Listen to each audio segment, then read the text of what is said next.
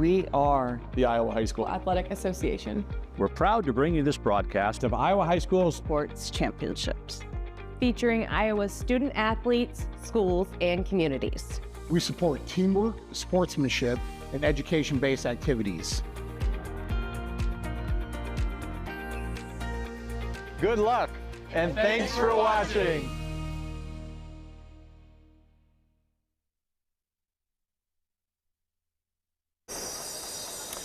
Good afternoon from the Unidome in Cedar Falls, and welcome to the 2025 IHSAA football semifinals presented by the Iowa Farm Bureau. And we're back with Iowa's largest schools and Class 5A football, where Dowling Catholic and Valley will play yet another edition of the West Des Moines rivalry for a spot in next week's championship game. I'm Keith Murphy, joined by my longtime partner, Justin Surensey. And Justin, this matchup never disappoints. Oh, it sure doesn't. Two of the most historic high school football coaches in the state, between Tom Wilson of Dowling and Gary Swenson of Valley. 725 coaching victories, Jeez. 14 state titles. All these guys do is win. I think there's a petition going on to nickname them DJ Khaled and T-Pain, because all they do is win, Keith. Sadly, one of these guys is going to be bounced out, but one will have a chance to add another trophy to that storied case. Yeah, I got that reference. I know you're looking at my gray hair and wondering, but I got it. We're ready for football. We hope you are too. We'll be right back with semifinal football on the Hy-Vee Championship Network.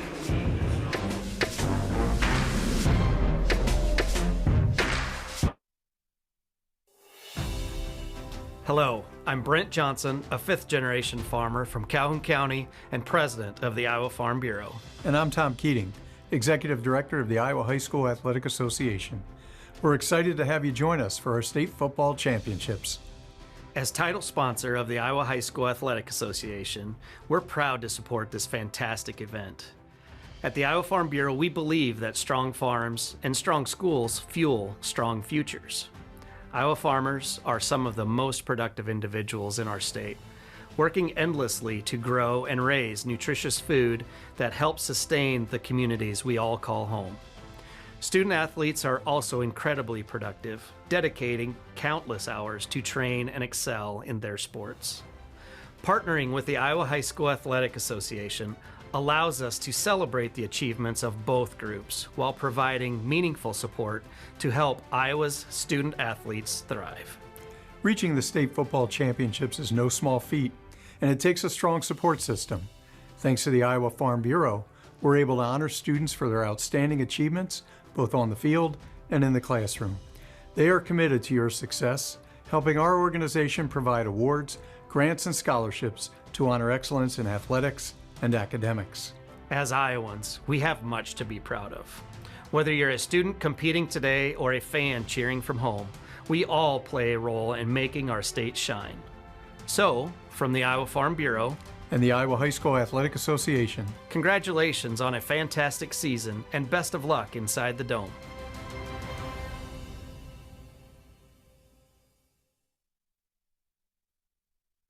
Something exciting is growing on Iowa farms these days. Innovation. From tractors that seed, weed, and harvest with data-driven precision, to drones that scout or plant cover crops to protect soil and water. Even our animals live in smart homes with round-the-clock care.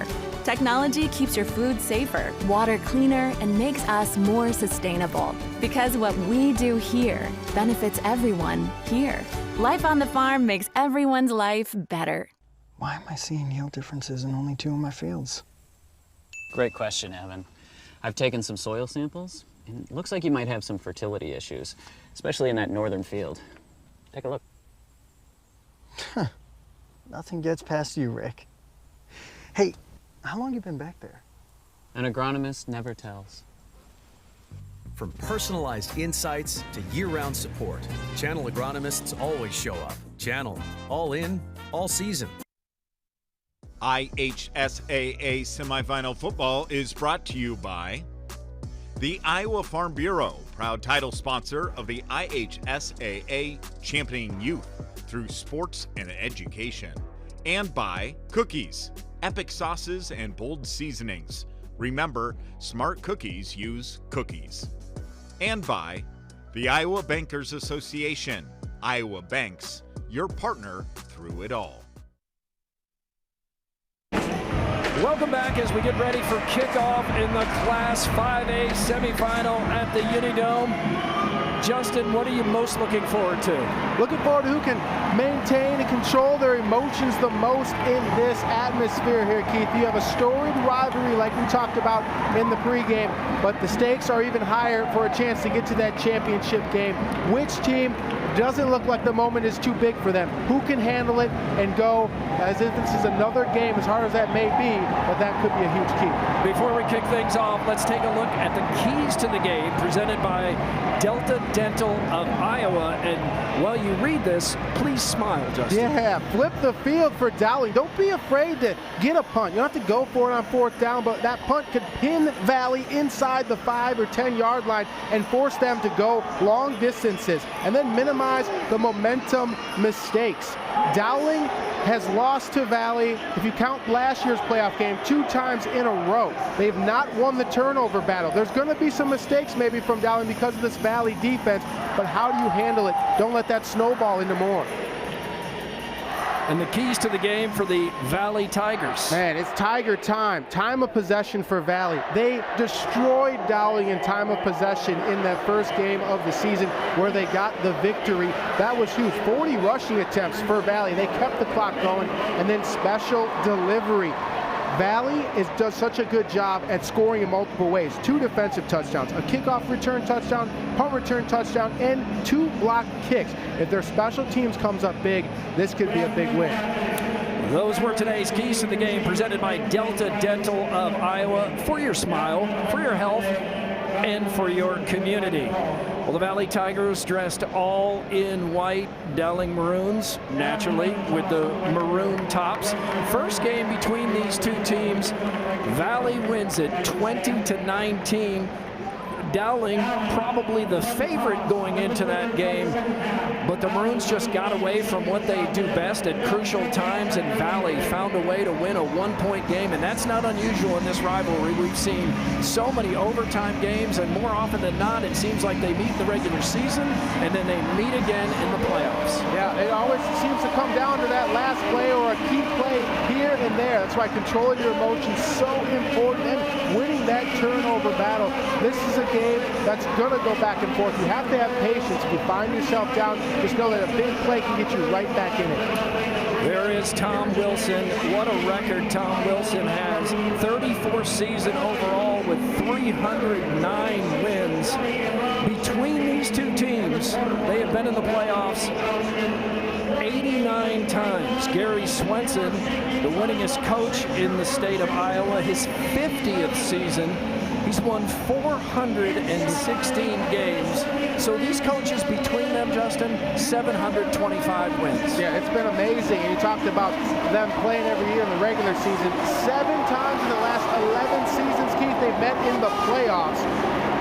In that time span, going back to 2015, they have not had a team that's won 2 games. If they've won the first one, they did not win the second one, unless you count the COVID year where Valley had to forfeit that game because they had too many players sick. Valley won that first game. If odds go, the trend is that Dowling will win this one, but Valley's trying to buck the trend and change history. It does often flip in the second game. We'll see if it does tonight. Valley with Jaden McGregory back to receive. Dowling will kick it off. And we are underway at the Unidome, and this first quarter coverage is brought to you by Iowa Farm Bureau, proud title sponsor of the IHSAA, championing youth through sports and education. And McGregory gets it out near the 40-yard line to give Valley good field possession as a couple of Dowling players go over for an unscripted shot at the Powerade station. Yeah, short sidelines here at the Unidome, so they really need to watch themselves when they get out of bounds. But there we go, just Jaden McGregory, the 4-star recruit headed to Louisville, showing just how electric he is on the opening kickoff, giving the Tigers great field position. Well, now it's time to meet today's starters. The starting lineups are presented by Hy-Vee as we begin with the Valley Tigers on offense and their fine quarterback, Drake DeGroat. DeGroat has been so impressive. After week 2, he had 2 touchdowns, 3 interceptions. He's only thrown 2 interceptions all season long, and he's got a total of 22 touchdowns. He's been playing immaculate. First handoff of the game goes to Blake Dorenkamp, and there's not much there. Here is a startling stat for you about this Dowling defense as we present the Dowling defense starting lineup by Hy-Vee. Dowling's starting defense has not given up a touchdown since week 4. It's been unbelievable against Southeast Polk. Yeah, the they starting defense really turned things around after that loss to Valley, where they've rattled off an undefeated streak now. Let's see how they can maintain and maybe change things from that first game against Valley, his first drive. DeGroat in the gun, handoff again to Dorenkamp. He has his seam and he's up to midfield. Good start for the Valley Tigers. Yeah, Blake Dorenkamp can get lost in the shuffle a little bit. You've got the big star playmaker and Jaden McGregory at receiver, and then the quarterback that's been doing a lot as well. But Dorenkamp, almost 1,000 yards on the season, total of 11 touchdowns. Had 3 touchdowns just recently, too, to add to that. So he's having a good season late, too. Dorenkamp again picks up another 6 yards into the teeth of that Dowling defense. The Dowling defense has been so tough all season. Yeah, this is exactly what Valley wants to do. It's what they did in the first game. Ball control, running the football. A lot of teams have their first 15 plays scripted, and you can kind of tell what they hope can work based on those play calls. You got back-to-back runs, Keith. Valley's trying to run this football all game long if they are successful. DeGroat can hurt you with his arm and his legs. He is a dual-threat quarterback, and they'll stay on the ground. It's been working, so more Dorenkamp. Yeah, can Valley have the stamina to continue this with their offensive line against the Dowling defensive line? That's going to be key. Dorenkamp averages over 5 yards a carry. This is a great start for Valley. You're a little worried if you're Dowling, because this is how Valley beat you in week 1. Running the football consistently with long drives, taking time off the clock. Yeah, and here's what you have to look for now, I think. They've gone Dorenkamp over and over again. They have these weapons at receiver. You have to look for a play fake, and Jaden McGregory or Jaden Brown. They're down low on your screen, but it's Dorenkamp again. Not broke, don't fix it. Down inside the Dowling 35-yard line. Yeah, a lot of this, you wonder if teams need time to feel each other out. What's it going to be like? Well, right now it looks like Valley's offensive line came ready to play. Dowling's the one that's trying to feel themselves out there on the defensive front. Another 1st and 10 for the Tigers. First drive of the first game of the 5A semifinals, and our first flag. That's Ari Reardon. Snap infraction. Offense, number 71.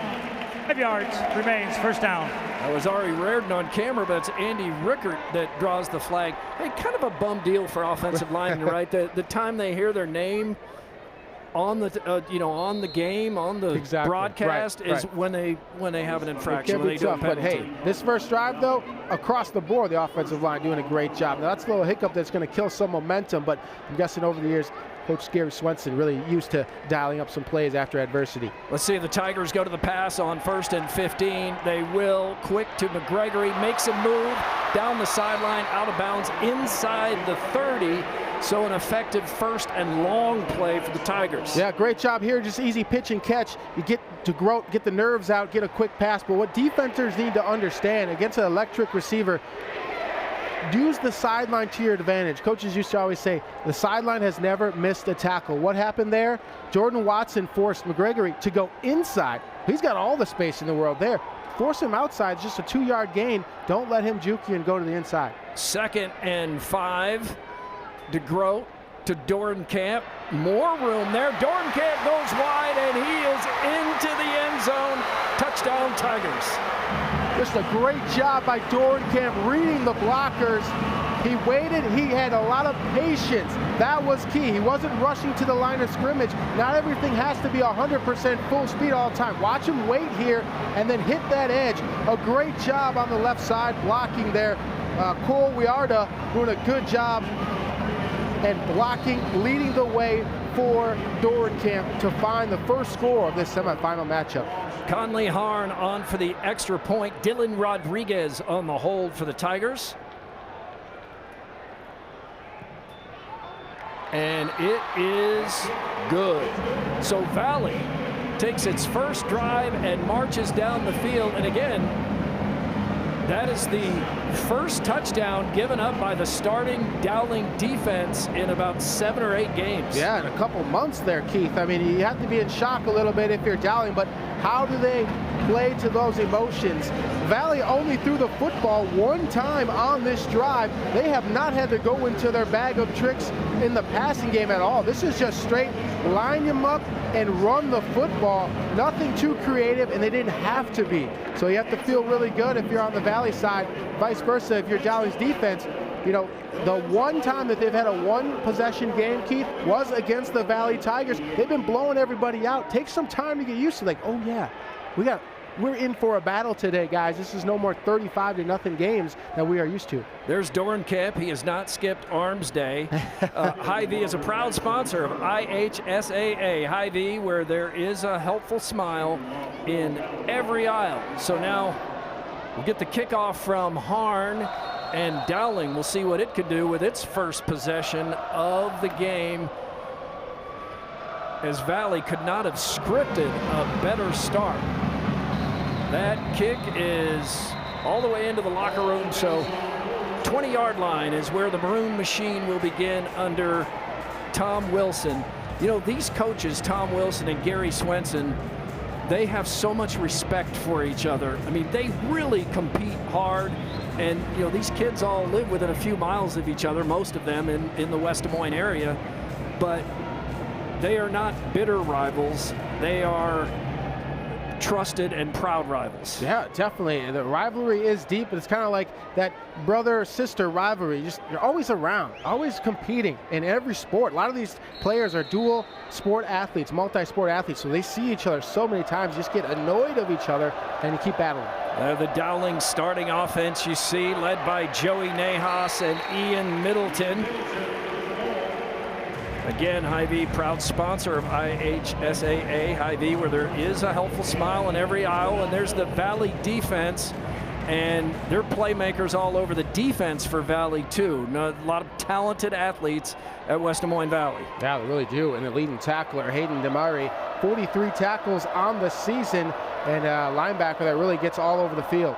So Dowling takes Valley's approach and just goes to its workhorse running back, and that's Middleton.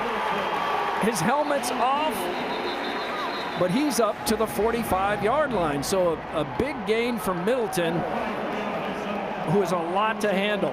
Yeah, real powerful running back, a workhorse of a running back. Our Musco Lighting player spotlight today is Ian Middleton, number 5.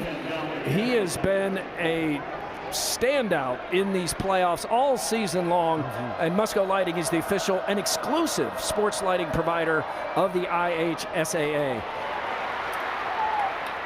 More from the Maroons, so it does not look like a defensive battle so far. Yeah, these teams finding their way to get some yardage there. Good job there, Joey Nahas finding a way, not really forcing it downfield, getting it to a shallow crossing from his receiver, and able to make a good catch for some yards that makes it an easier second down. Good catch right there. Jeffrey Roberts headed to Iowa State to be a Cyclone, fully committed. 2nd and 3. And Nahas looking deep, looking for Roberts. He's bumped around the 20-yard line. No flag. Dowling fans and coaches wanted the penalty there, but just contact. Take us to your old receiving days here. What do you think? You're going to side with the receiver, right, aren't you? So what I like about this, there was contact, but what I like about this is you see the defensive back, his eyes are following the ball. When referees see that, the defender has just as much right to space as the receiver, but if he's not looking at the football, doesn't know where it is, that's a flag. So good job getting your eyes turned around and playing the football there, Ben Fleming. That was Ben Fleming on the coverage, yes, and Dowling looks over to change the play, checks the sideline. These guys carry a playbook on their arm these days, whistle, and that's usually a false start. Yes, we saw that out of Valley. Prior to the snap, false start, offense, everyone but the center, 5 yards, remains third down. Well, everyone but the center. Keith, see, on the Valley drive, they had to single one guy out. They heard us talk about how it's unfair, so they decided, you know what, we're gonna just blanket. Don't penalty shame one guy. But only counts as 5 yards. They don't multiply it. 1st and 10. Here's Nahas. Nahas looking deep again. Went for the one-handed catch down the sideline. That is again Jeffrey Roberts, the speedster. He's a track star. Oh, he sure is. He can do it all real fast. Transferred over, moved from Ames to the Des Moines metro area and found himself as a Dowling Maroon. The tough thing when you have such a great receiver is sometimes you can get locked in. That was one-on-one coverage, but real tight throw on the sideline. They had a wide receiver streaking, Keith. Sam Drexler was wide open on the seam, and they missed that one. So it is now 4th and 8. They've adjusted the scoreboard here, and the fair catch called for, but McGregory lets it bounce and then takes a chance. Yeah, that's a gutsy play right there on the bounce after you let it bounce in front of you, and it rolled about 5-10 yards. He's gambling here that they're at that point let their defenses down and they're not expecting anything. Just grabs it, tries to spin out of there thinking big play, but there's some coaches that'll put a gray hair on their head. Yeah, it sure will. That's going to give you some pause for cause right there when you see, especially a player that you count on both sides of the football, taking a hit like that. That would be boom, boom. Look at that band, big band guy here. Good to have the marching bands from the schools here at the semifinal. The electricity in the air here, you can feel it. It is so loud in this Unidome. It's a little bit of an adjustment when you move inside. Jet sweep handoff. That is the other Jaden. That's Jaden Brown, number 5. Yeah, Jaden Brown obviously overshadowed because of Jaden McGregory's exploits on both sides of the football, but I mean, he really benefits from finding great matchups because the focus may be on McGregory, but he can really hit you big where it hurts. A touchdown for 40 yards on the season, 4 in total, over 500 yards receiving. You have to keep number 5 in mind as well. 2nd and 9 for the Tigers on their second drive. Valley leading 7-zip, first quarter. Dorenkamp, he's had a good first quarter so far, just picks up a couple here as the Dowling defense starts to clamp down. Yeah, and this is a big possession right here because this is the first time where Valley has been forced into a virtual only passing situation. They've been able to keep Dowling off guard because on 1st and 2nd down they had such good gains that they could play action, they could run the ball, pass it, you never knew. This is why it was so important for Dowling to play that field possession game, flip the field, pin them down deep, and hopefully you can stop them. This is a big down to do that. 3rd and 7. Dorenkamp lined up behind DeGroat, down low, 2 receivers. DeGroat is looking for it all and some contact. No flag. McGregory asking for the flag. I almost wore orange shoes tonight, but would not have been able to pull it off the way Jaden McGregory did, or DeGroat. Giving your guy a shot downfield again. Look at both guys looking for the football, playing the ball. Really good play, just jockeying for position. I think both sides, offense and defense, were battling and making contact there. So great job by these referees. They've seen it all, and they're doing a great job early. So back deep, Schumacher, Kyle Schumacher is deep for Dowling. Punting is Trent Grevengood. He does a little bit of everything for the Valley Tigers. Low line drive kick, but watch this roll. That's about as good as you can do from down there all the way to the 34-yard line where Dowling will take over down 7. Yeah, tough one there. You got to find a way to come up with that football, Keith. I mean, you're talking great field position. If Kyle Schumacher is able to catch that on the fly, lets it bounce right in front of his feet, and now they're back to near the 30-yard line, the 34. Big difference. Would you prefer 2 players back then, cover more field? I mean, you can. He's lined up perfectly. I just think, again, this is be a more big aggressive game. Getting to it. It's tough. Sometimes the nerves are there, and you think, okay, if I just let this ball bounce, maybe it'll go out of bounds. Fortunately, it didn't. 1st and 10, Nahas, Middleton patiently behind that big Dowling offensive line coached by Andy Pollock. They got some big guys on that line. They got a big sophomore that's getting attention all across the country, and number 77, Carter Barrett. Yeah, Carter Barrett's moved into the #1 spot for top-ranked Iowa recruit. He's just a sophomore, like you said. Right side of your 4-star. screen, yeah. He's got offers from everywhere. He's taking pictures with Caden Proctor on the Alabama campus this season already. A lot of coaches love him. Middleton again into the middle. He is tackled among others by Denault Moore. Denault Moore coming off a really good season for the Valley Tigers. Good defender. Doing a great job, and comes up and hits from that corner nickelback position. So real aggressive from the secondary, and has led to some good tackles behind the line of scrimmage in situations like that where Ian Middleton is a tough guy to get back there. Yeah, Middleton is tough. I don't know what he can squat, but it's more than me. Yeah. He has some big, strong legs, and he's good at keeping them going. Yeah, built for power. This will be Roberts on the outside handoff, but Valley does a good job getting him out of bounds. Nice stop by Asher Price. Yeah, this is a good job of just following the flow. Right. Sometimes when teams will run these kind of jet sweeps to a receiver, you might have some of the line going left, right, to confuse some of the secondary to get them flowing. This one, everyone was going right. Good job on the keys by the Valley defense, especially that secondary, just making a beeline. Asher Price was not fooled and was able to get to Roberts. That's Grevin Good. He punted. Now he'll return the punt, possibly. Smid punts for Dowling. This will be LeLacheur, Micaiah LeLacheur. And he does keep it from rolling down tight.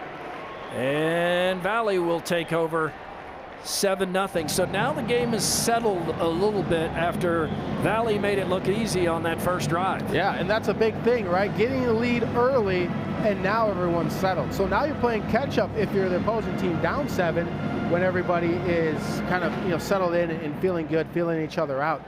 Valley, definitely a good situation to be in. And you got to try to stick to that ground game that worked so well in that first half. Still give it a try. Don't get too antsy and thinking you need to be up by more points than you already are. Drake DeGroat, dual threat quarterback, looking into the flat. Dorenkamp just gets rocked by Joel Sanko. Yeah, Joel Sanko read this. He saw Dorenkamp coming out of the backfield. Good job reading, recognizing, and he was there. Good job holding on to the football, but Joel Sanko using that 5'11", 185-pound frame, showing you why the South Dakota State Jackrabbits, one of the best FCS schools in the country, offered him a full scholarship. He is committed to go to South Dakota State. When DeGroat looks at the game film, he'll know it would help to look the other way first. He was looking that way the whole time, and Sanko read it. 2nd and 8.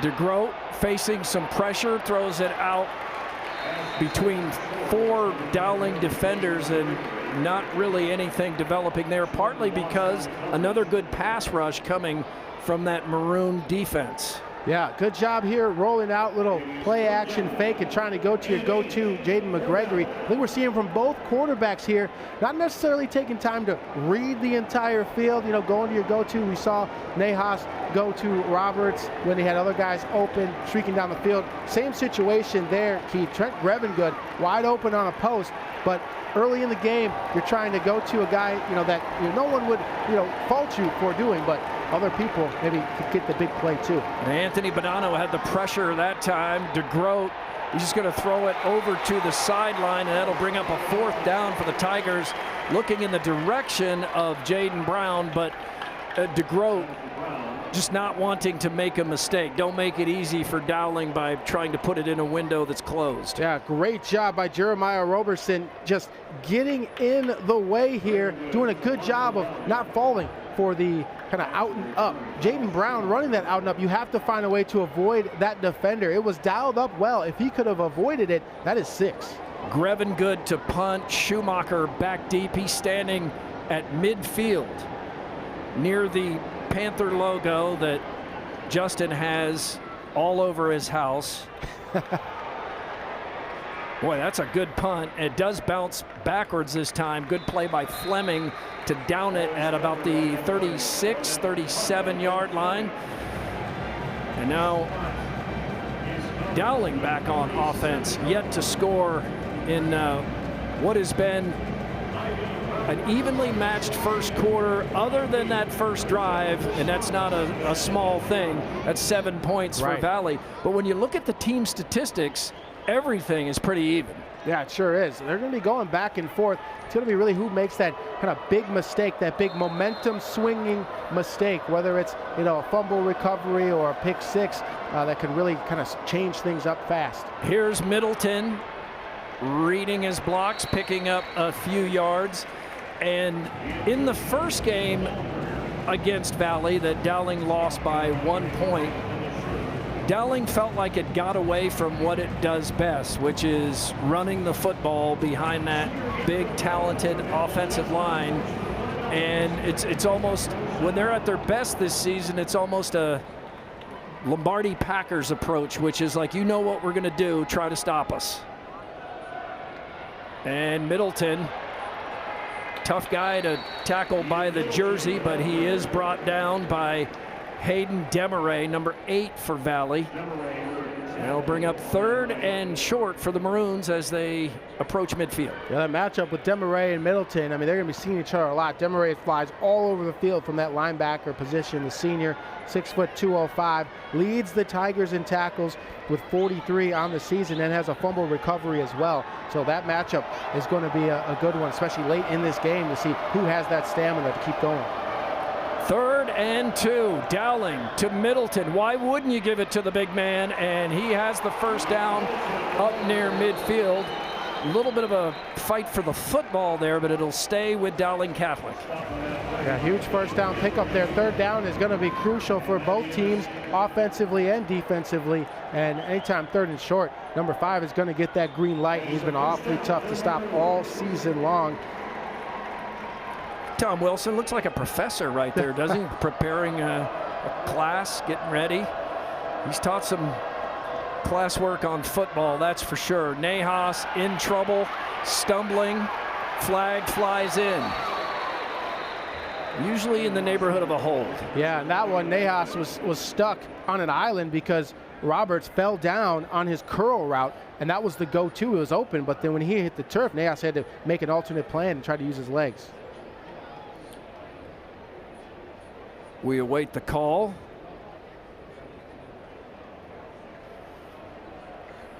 Gary Swenson looking for some clarity. And holding offense, number 66. That penalty decline. Result of the play, 2nd down. See, now that time they went right back to the naming the individual there. Nahas on the play there, Roberts on the edge, fall down. And Nahas having to, you know, make some alternate plans, just couldn't get away from the rush. Yeah, Joseph Odobor applying pressure there, so that brings up 2nd and 14. Middleton to Nahas's hip. Nahas steps up and then slides back near the line of scrimmage. So bring up 3rd and long for the Dowling Maroons as the first quarter nears the 1 minute mark. Yeah, looked like some confusion on this play here. I don't know if Nahas knew that Roberts was going to be running this receiver screen, but it was set up. Those receivers were all running the play for that. But Nahas kind of pointed at Roberts, and then after he took the sack, looked up and kind of shrugged his shoulders. So miscommunication there really led to this 3rd and extremely long. Let's see how aggressive Dowling is here on 3rd and 16. Nahas buying some time and no room there. He is brought down with authority by Hayden Demaray. Demaray came to play today, Keith. He's having a big first quarter already. What a play right here. Good job in the secondary. They ran like a 3-bunch set down here at the bottom of the field, and the safety and corner seemed like they were communicating really well on who would take which receiver, and that led to them being covered and Nahas really nowhere to go. Back to punt for Dowling. Henry Smid. He's just a sophomore. It is a high punt, nearly hit the ceiling, and fair catch made by Grevengood. with just 15 seconds to go in the first quarter. First quarter coverage is brought to you by Iowa Farm Bureau. As sole title sponsor of the Iowa High School Athletic Association, Iowa Farm Bureau believes in competitive play and cultivating individuals with great character, a strong work ethic, and exceptional leadership skills. By investing in Iowa's youth, Farm Bureau is investing in Iowa's future. 50 years for Gary Swenson. What a career. Seen it all, right? I mean, and by that I mean coaching 50 years. Yeah. I'm not suggesting he's 50 years old, but he's been a coach for 50 years. That's how you get more than 400 wins. Valley on what could be the final play of the first quarter. Yeah, he's won 416 games, Gary Swenson has. And that will be the end of the first quarter. It's Valley Tigers. He confirmed what I said. It's the Valley Tigers 7, the Dowling Catholic Maroons 0 after one quarter at the Unidome. You're watching the IHSAA football semifinals presented by Iowa Farm Bureau. More Class 5A action on the Hy-Vee Championship Network after this break.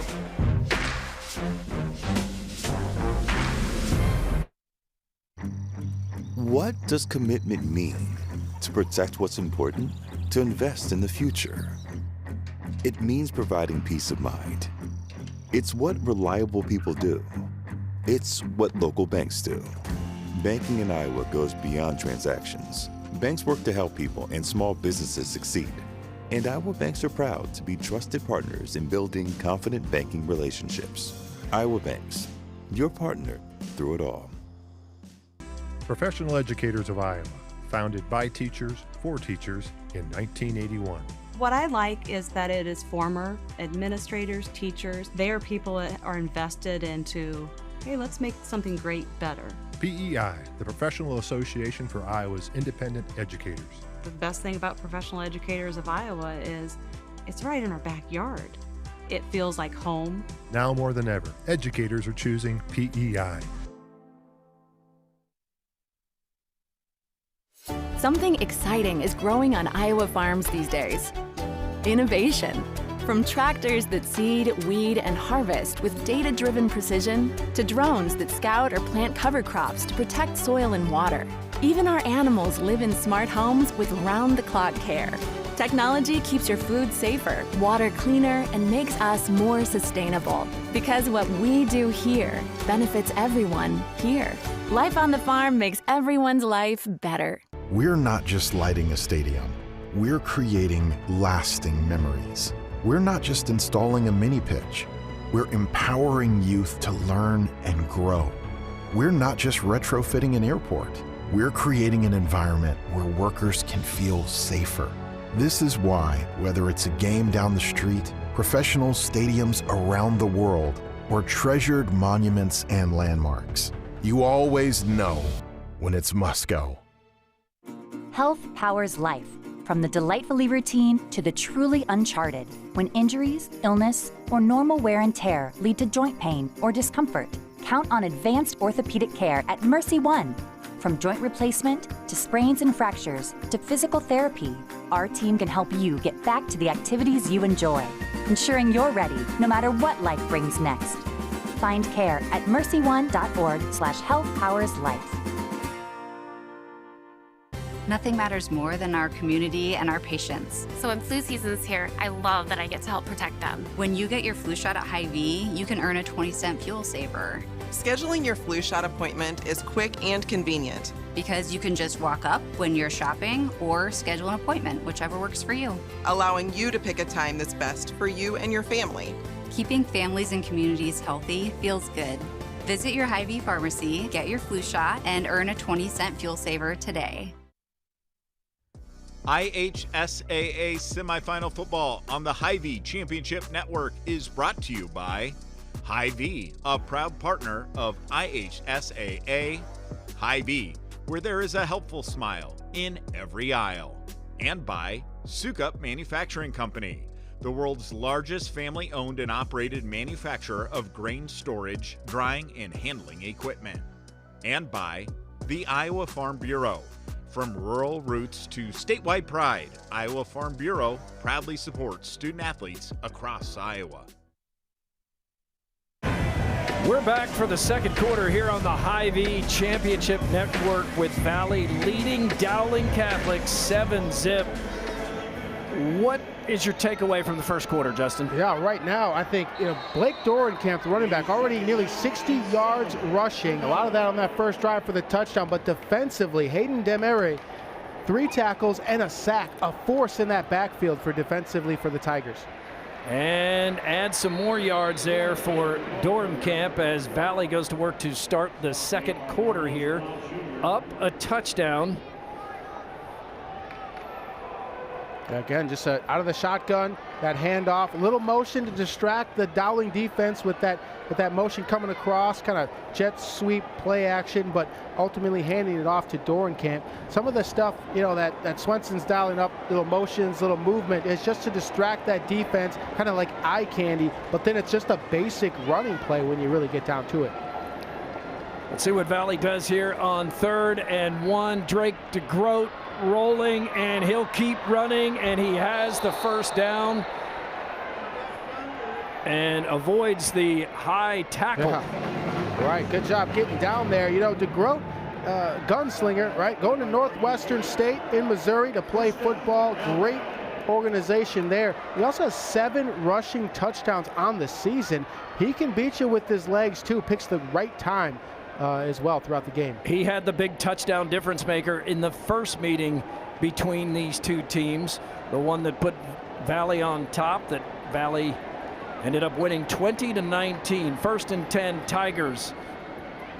DeGroat again fakes the handoff, but good defense, good read out there by Dowling Catholic. Among those in on the tackle there, Anthony Bonanno. Yeah, Bonanno, 34 tackles headed into this game, 7 for a loss. Tracked down DeGroat on that one to keep it to 2nd and long here. Great job of getting him from behind. Hey, good job of staying home too. It's always hard to not fall for that fake and to stay there instead of pursuing. He did it just right. 2nd and 9. DeGroat, empty backfield, trips down low, 2 up top. Batted down. That is an incomplete pass. That looked like big number 95, Edgar Perez. Yeah, Perez coming in there. A great thing with D linemen, if you can't get to the quarterback, get those hands up. You're usually one of the bigger guys on the field. Get that wingspan up. Get that bear paw up there. Great job, Perez, getting your hands up. And now 3rd and long for Valley. Another tough situation. They have not, just 1 for 3 on 3rd down today. Both teams actually 1 for 3. This would be a big chance for either team to come up successful. Perez practically wearing a cast. He doesn't care. He'll put that big paw up there and get it in the way. 3rd and 9, flags, whistle. Much appreciate the job these officials do, not just in this game, but all season long across the football fields of Iowa. Prior to the snap, ball start, offense, number 2. 5 yards, remains 3rd down. The referee is Brad Bunting. Line judge Jay Leach, field judge Andrew Steffenmeyer, umpire Jason Higgins, head linesman Gabe Capps. Correction noted, side judge Randy Reindl and back judge Dan Zegers. That's Gary Swenson on the sideline in his 50th season. 5 championships. These two teams have combined for 15 state titles since the year 2000. Yeah, they've been a mainstay deep into the postseason, especially in November. Looks like we have them again. 3rd and 14, DeGroat looking across the middle. Owen Woods didn't have his head turned, and that falls incomplete. And the Dowling defense holds. Yeah, I mean, it looked like DeGroat looking to throw this over Owen Woods' left shoulder. Owen Woods looking over his right. Right. If it would have been, don't know who was, in the right there, but if it would have been where that ball was, that's a clear-cut reception, but and maybe he's still running. You side with the receiver, though, probably, right? I would guess probably the quarterback on that one. Looked like it was a miscommunication and just taking the corner instead of the post. Schumacher back deep. If you didn't know, Justin Surensee was a fantastic receiver here at Northern Iowa. First-team all-conference receiver. Schumacher brought down quickly What a tackle by Cash Kiner. And not only a good tackle, a good name. Oh, that's wonderful Cash name. Kiner. And Cash with a K, so we have alliteration in Cash Kiner here. Money tackle for Cash right there. Backing up Dowling. Now they're going to work deep. You have to have a really long drive to put up points on the board here. Great job with that punt, putting it inside the 20. Yeah, Dowling will start at the 16-yard line with a 1st and 10. Yet to get on the scoreboard. And it started looking like we might have a shootout here, and now the defenses are dominating Middleton into the middle of that Valley defense. And the Tigers again keep Middleton to just a couple of yards. He's been having some big gains. Last week, where Dowling advanced to the semifinals with a 35-0 win. He ran wild. Yeah, 248 yards rushing. Keith, I mean, he was going forever.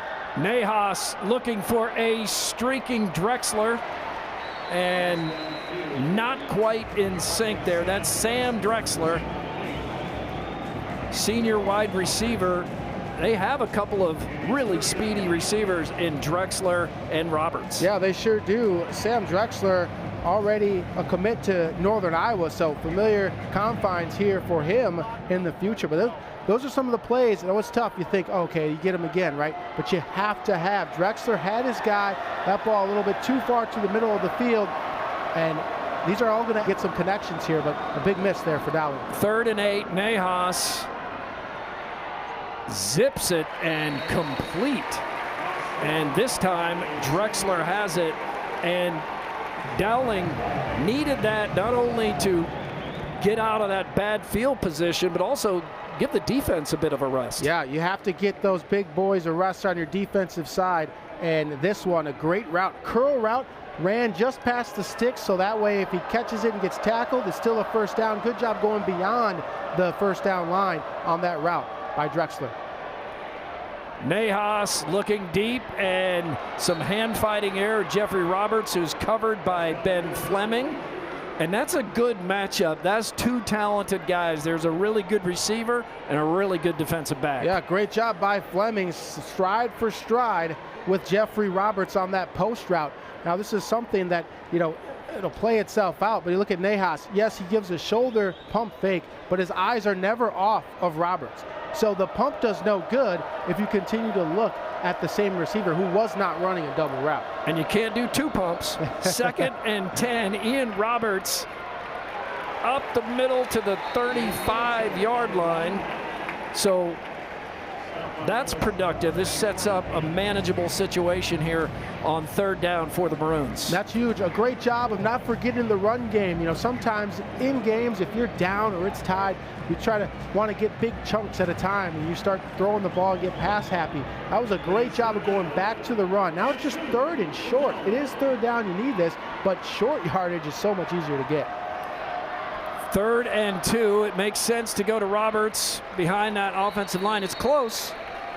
Yeah, extremely close there. We're too far from the field for me to make the call. Did he get it? I think he did. And they're going to give it to him right there. Good job of leaning forward. Signs of a good running back. They're always falling forward. You get that contact, and you find a way to, you know, go forward. Sometimes that power is coming from your left or your right or in front, but you got to find a way to spin out of it or just kind of lunge forward. 1st and 10, and it's a heavy dose of Middleton here. And this is the game behind the game sometimes, too. You have a running back like Ian Middleton who runs hard and strong, and he's got those powerful legs. Sometimes when it starts to pay off is like the late 3rd, 4th quarter when the defense is tired of tackling him. Yeah, you have to be patient. You have to keep kind of pounding that rock until it cracks, and it may be late, but after a while, you start wearing that defense down. 4 games this season, over 150 yards, 2 games over 200. I mean, he's a workhorse. It takes some time, but it usually pays off. 2nd and 7, and it's more Middleton up near the 45-yard line. And he'll go take a breather. Maybe get some hydration, some oxygen. Yeah, that's big right now because this is the moneymaker for Middleton, right? 3rd and short. They've been able to get it because they've given it to Middleton. Now, he's been a workhorse and he needs a breather, that's right. But if you're Valley, you have to take advantage right now and recognize who is the personnel out there on the field, and that go-to running back is not out there right now. Nahas, and they'll get the first down, and this worked out well. Grayson Pennington. Wow, you didn't expect that. Great job. But it was a change in tempo. Yeah, coming around the edge instead of right up the middle, and Valley not ready for it. They had the middle clogged up, but that edge was open, and they hit it. A great job getting that first down. Grayson Pennington, the sophomore, just getting some action and big-time play for him.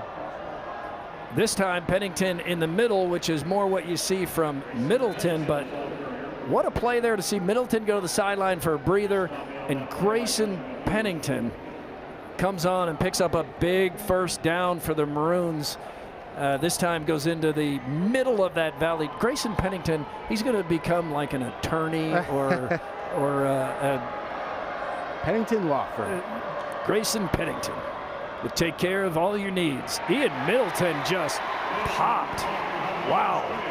Big hit by 61 Benjamin Booth. He's 6'3", big dude, making his presence known here. Oh, yeah, Booth textbook. Comes right off the edge over there on that side where Carter Barrett is at, but Booth able to get around and comes in just with a lot of force and power. And a flex. Went to the flex. 3rd down, 10 for the Maroons. Nahas go up top. He'll run it. He's got room. Slides short of the first down. So now we have a 4th and short. That would be, where are we here, Justin? About a 47-yarder. If they were to kick this, the long for Ryan Kuhn this year is 46. To right about that. They're going to go for it. 4th and 2. You got Middleton, you got a timeout.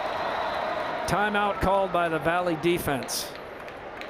Now, smart job there. I think you try to figure out what they're about to line up in and get situated yourself as a defense.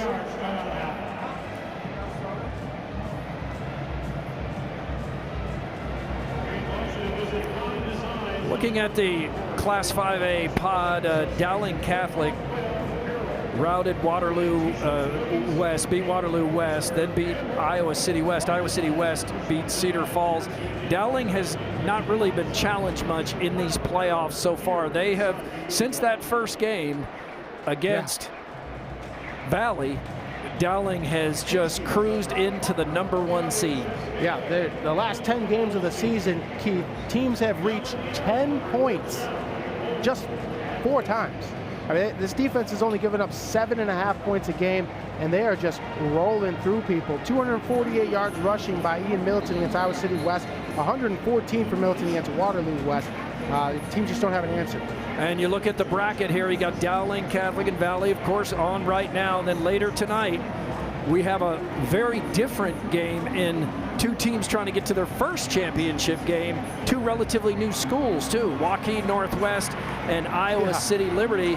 Northwest, the 2 seed in these playoffs. Tom Wilson, let's see what he and his staff have called here on 4th and 2. Big play alert.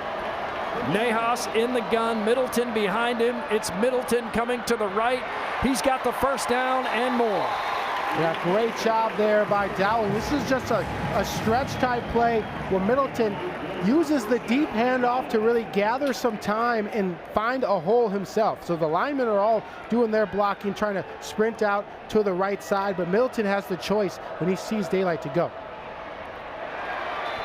Middleton again, it's been a heavy dose of Middleton, but Valley with Alonzo Jimenez and the rest of that defense. Yeah, great job there. Dowling goes with a hurry-up offense to try to catch Valley off guard. You can see some Caught of the me off guard. Yeah, Valley defenders crouching down, hands on the hips, obviously tired at this point. This has been a long drive right now, and 14th play of this drive. It's 14 gone plays. 59 yards, and it's taking its toll, but good stop there by Jimenez. Second down, and let's call it, 13 maybe. A quick pass from Nahas to Middleton. This time it's not a handoff. Swings it out wide to him, and a good play call there. Find a way to get him the ball in a different way. Give him some room. Yeah, sometimes you just got to find a way to get your playmaker the ball. The passing game hasn't worked too much. The timing hasn't been off, but if you can get some quick throws out there to a guy that once the ball's in his hands, he can make people miss. That is a very good gamble there, and a good job pickup. Now 3rd and short again, which, at one point Dowling was just 1 of 3 on 3rd down. Now they moved up to 50% at 4 for 8. So really turning that around, having success on 3rd down. 3rd and 2. Expect Middleton. It is Middleton. And he's, I think, got the first down. We'll wait for the official call here. Oh, looks like they're going to spot him short. Spot him short. As I was saying, I don't think he got it here. Big stop right there. It's close. I mean, plenty of game. Yeah. I mean, you go for the 3, you get points on the board. You've got such a good running game. You think, like, there's no way that a defense can stop the Dowling running game twice, right? I mean, that's kind of, you're playing the odds. This is about a foot short, it looks like. Now, this is where old school, you'd like to see the quarterback just get up under center and go get the foot, but instead, Middleton will just plow through there inside the 10, pick up the first down the new way. Yeah, and that's Ian Middleton. That strength really pays off. You can see just around the edge, you can see Luke Walter coming untouched and almost is able to get to Middleton, but just a little too slow. Tough to bring him down from behind because of that strong base of Ian Middleton. That was their chance, but a good job of escaping it. 1st and goal for Dowling, down 7-zip, 2nd quarter. Middleton, wide, stiff arm. Down to about the 7-yard line, picked up a couple. Well, you can see the difference. I mean, Jaden McGregory, right, doesn't make the tackle, but I think 99.9% of defenders do not withstand that stiff arm from Ian Middleton right there. Because of McGregory's reach and strength, he is able to hold off Middleton and ride him out of bounds. If Dowling's not able to get in the end zone, that's a huge play right there. It is. Got an assist there from Donald Moore, who came over to help out. It's Moore on the bottom of your screen, lined up with Drexler across from him. Nahas in the gun. They'll stick with Middleton, and he's inside the 5-yard line, down to about the 4, so it'll be 3rd and goal for Dowling. Great job fighting for extra yards by Middleton. You could see a lot of space there in the middle, but kind of jumbled up. Middleton running into some of his own Dowling players. As an offensive line, you never want to kind of be taking up space and not blocking anybody. There were a couple of players there that kind of blocking air and leaving no space for Middleton to really find any space for himself. Empty backfield. Middleton comes down low to join a trio of receivers at the bottom of your screen, and then motion from Roberts. Nahas will try it himself. He doesn't get there. Tackled by Asher Price. So an interesting formation, and he's looking for someone, doesn't see anyone. He thought he could get there, but good job closing by Moore, Price. Yeah. Great job, Asher Price getting in there. Donald Moore doing enough of a zone coverage to make it so Nahas didn't feel like he could float it over the top to find Ian Middleton, who had that sail corner route. But a great open field tackle there by the Tigers defense. Multiple guys playing roles there. So what do you do here, Justin? Points have been hard to come by. We're winding down in the second quarter. If you go for it, you have to do some kind of rollout with Nahas. Give him the option to use his legs. All right, so they are taking the delay of game and going to the field goal here. So it will be Ryan Kuhn, who has made 69% of his kicks this season. Yeah, well within his range. He's hit from 46 this season. This is just a 24-yarder. Owen McConville on the hold. The kick Blocked! Recovered by Dowling, but the kick is blocked. Unbelievable. Great job right there. Denault Moore comes across the edge. Keith, that's their third block kick of the season. We talked about special delivery. Special teams comes up big for Valley again.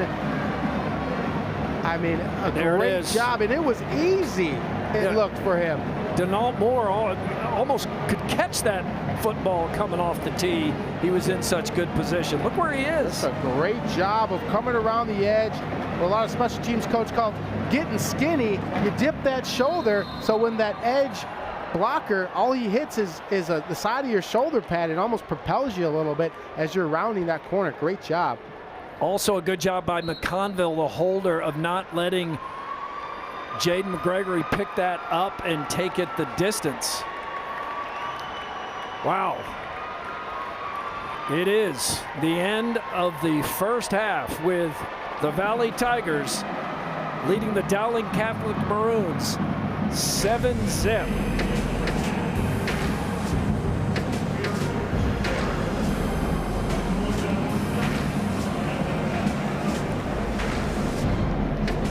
Hy-Vee is a proud partner of the IHSAA, bringing you all 14 games this week on the Hy-Vee Championship Network. Hy-Vee, where there is a helpful smile in every aisle. It's halftime in Class 5A with the Valley Tigers leading the Maroons 7-zip, heading to the locker room, and you are watching the IHSAA football semifinals presented by Iowa Farm Bureau. We'll be right back on the Hy-Vee Championship Network.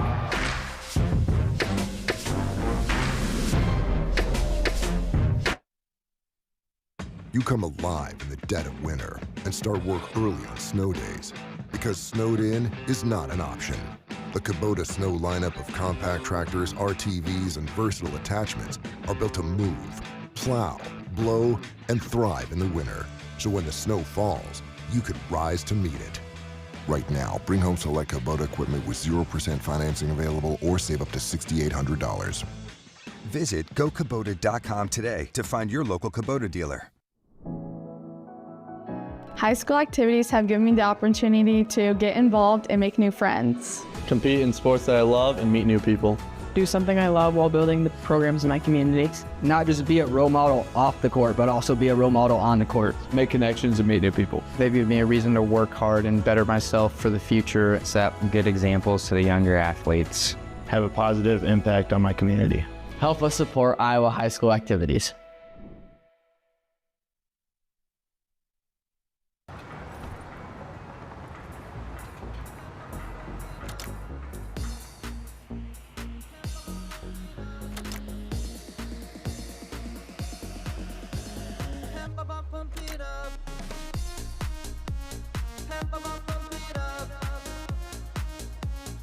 Fuel choice that's cheaper, homegrown, and better for the planet? Now that's worth the hype. Pump it up with Unleaded 88. Today's banking is about so much more than numbers. It's about people. It's about community.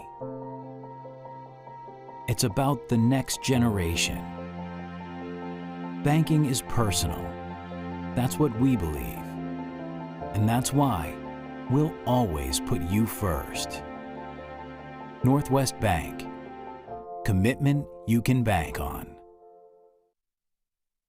Halftime coverage is brought to you by Northwest Bank, proud to power our local communities with personal and business banking that never stops working for you. Member FDIC. Welcome back to the Unidome, where we've reached the Northwest Bank halftime of our 5A semifinal. The score through 2 quarters, the Valley Tigers 7, the Dowling Catholic Maroons 0, and Valley scored on its first possession, first drive of the game. Just like a great team, success in business takes planning, dedication, and trust. That's why businesses count on Northwest Bank, where personal and business banking never stops working for you. Member FDIC. With the teams in the locker rooms, we'll step aside for a message from title sponsor Iowa Farm Bureau and a fun highlight of champions from the last school year at the Athletic Association. Thanks for joining us for the 2025 IHSAA State Football Championships. I'm Chris Cuellar, Communications Director at the Iowa High School Athletic Association. We hope you're enjoying the competition our member schools are putting on today. At the Iowa High School Athletic Association, we're deeply grateful for the incredible support that makes this event possible, and no partner plays a more pivotal role than our title sponsor, the Iowa Farm Bureau. With me here today is Brent Johnson, President of the Iowa Farm Bureau. Good to be with you, Chris. First off, I'd like to thank the Iowa Farm Bureau for being the sole title sponsor of our state football championships and a longtime supporter of the Iowa High School Athletic Association. What do you think makes education-based activities so special in Iowa, and why is it important for organizations like Iowa Farm Bureau to be involved with events like this? Well, Chris, at the Iowa Farm Bureau, we believe that strong farms and strong schools go hand in hand. Just as the student athletes competing here today are among the nation's best, Iowa's farmers are among the nation's most productive, leading the way in corn, hog, and ethanol production, but also in pioneering conservation efforts. Iowa ranks #1 in water quality, wetlands, bioreactors, grassed waterways, filter and buffer strips, pollinator habitats, and conservation tillage. As proud title sponsors, we're excited to celebrate the strength and spirit of Iowa's farmers and student athletes. Their resilience defines what it means to be farm strong and makes these games and our state truly special. With these games being a high point of the high school experience for so many student athletes, can you describe how Iowa Farm Bureau makes sure its sponsorship goes beyond the event itself? The championship games are an important moment, but we want our impact to last much longer. That's why we're proud to support them throughout the year through our work with the Iowa High School Athletic Association and the Girls Union to sponsor concussion insurance at no cost for all boys and girls participating in the practice and play of all sports sanctioned by the organizations. It's an extremely important program and just one way that we feel we can help look out for the long-term well-being of student athletes. In addition to concussion coverage, the Iowa Farm Bureau is one of the state's largest scholarship providers, contributing over $250,000 in scholarships each year to Iowa's students. Right now, we're accepting applications for our scholarships, so we encourage students to visit our website for more information. And knowing teachers play a critical role in shaping our students' futures, we also provide grant programs to help educators offset costs for much-needed education resources, helping to enhance classroom experiences in schools across Iowa. Adding to that incredible list of support, the Iowa Farm Bureau also sponsors the IHSAA's Governor Scholar Recognition Ceremony. I always see members of the Farm Bureau team at the event alongside our Athletic Association staff. Could you share why you think it's so important for your organization to be involved? At the Iowa Farm Bureau, we believe that today's students are the future leaders of our state. By supporting the Iowa Governor's Scholar Program, we have the privilege of being present to honor more than 400 of Iowa's brightest academic achievers. These students are not only excelling in their classrooms, but they are also the future leaders who will help shape Iowa's progress.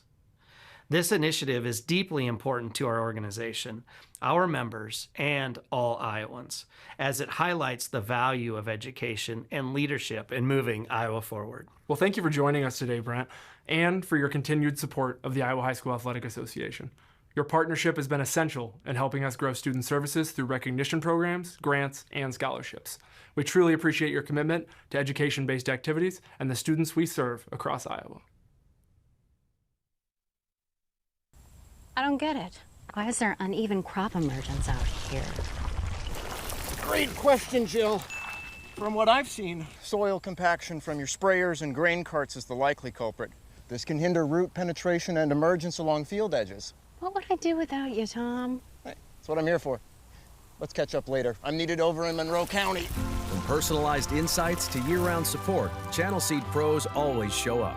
Channel, all in, all season. Nice guy. Excelling in athletics takes teamwork, dedication, and a commitment to excellence. These are the same qualities that help our pig farmers and our communities thrive. The Iowa Pork Producers Association is proud to support statewide high school athletics and the student athletes who make us all proud. Visit iowapork.org/WeCare to meet the people behind the pork and hear about our winning approach to caring for our pigs, the environment, and our communities. You love our lineup of legendary Pizza Ranch pizzas. And now, get ready to love the Big Popper. Loaded with cream cheese, Italian sausage, jalapenos, sweet peppadew peppers, and a honey hot sauce drizzle. A little sweet, a little heat, and a whole lot of flavor. Try the Big Popper Pizza, along with our new Chicky Chicky Boom Boom Salad. Only for a limited time, only at Pizza Ranch. Whether you volunteer or hang with friends, play pickleball, read or follow trends. No matter what your retirement style, you deserve healthy eyes and a healthy smile. Some Medicare plans don't cover vision or dental. With Delta Dental, you can save on what's essential. Get coverage and take care of your health. It's peace of mind, so treat yourself. It's more affordable than you might think. Give us a call or visit this link. Hello and welcome to the Iowa High School Athletic Association's Football Halftime. I'm Communications Director Chris Cuellar, and joining me today is ISL Education Lending President and CEO Steve McCullough. Steve, thanks for joining us. Well, thank you for having me. Can you explain what the synergies are between what the Athletic Association is doing and what the work of ISL Education Lending for Iowa students? Well, our purpose is to help students and families succeed in education and career after high school. As a nonprofit, we offer low-cost private student loans. We also offer scholarships and college planning tools to help families make wise choices. I assume there's some people watching who just heard the word scholarships. Can you tell me a little more about that? So, right now, you can register to win one of 45 $1,000 scholarships. They're for high school students, college students, and their parents. And you can register at iowastudentloan.org, or you can scan the QR code on the video board. You need to register by December 5th. What are some other resources that people should take away here about ISL Education Lending? Well, we just launched a new scholarship search service called Step 1 Scholarship Search. It's free for use, and it's customized and personalized so you can find scholarships that are a match for you. For more information about Step 1 Scholarship Search Service or any of our other programs, go to iowastudentloan.org. We got a lot of overlap there with our high school students either on the field or hopefully watching at home. Hopefully they can take advantage of those resources. Steve, thank you so much for joining us. Thank you.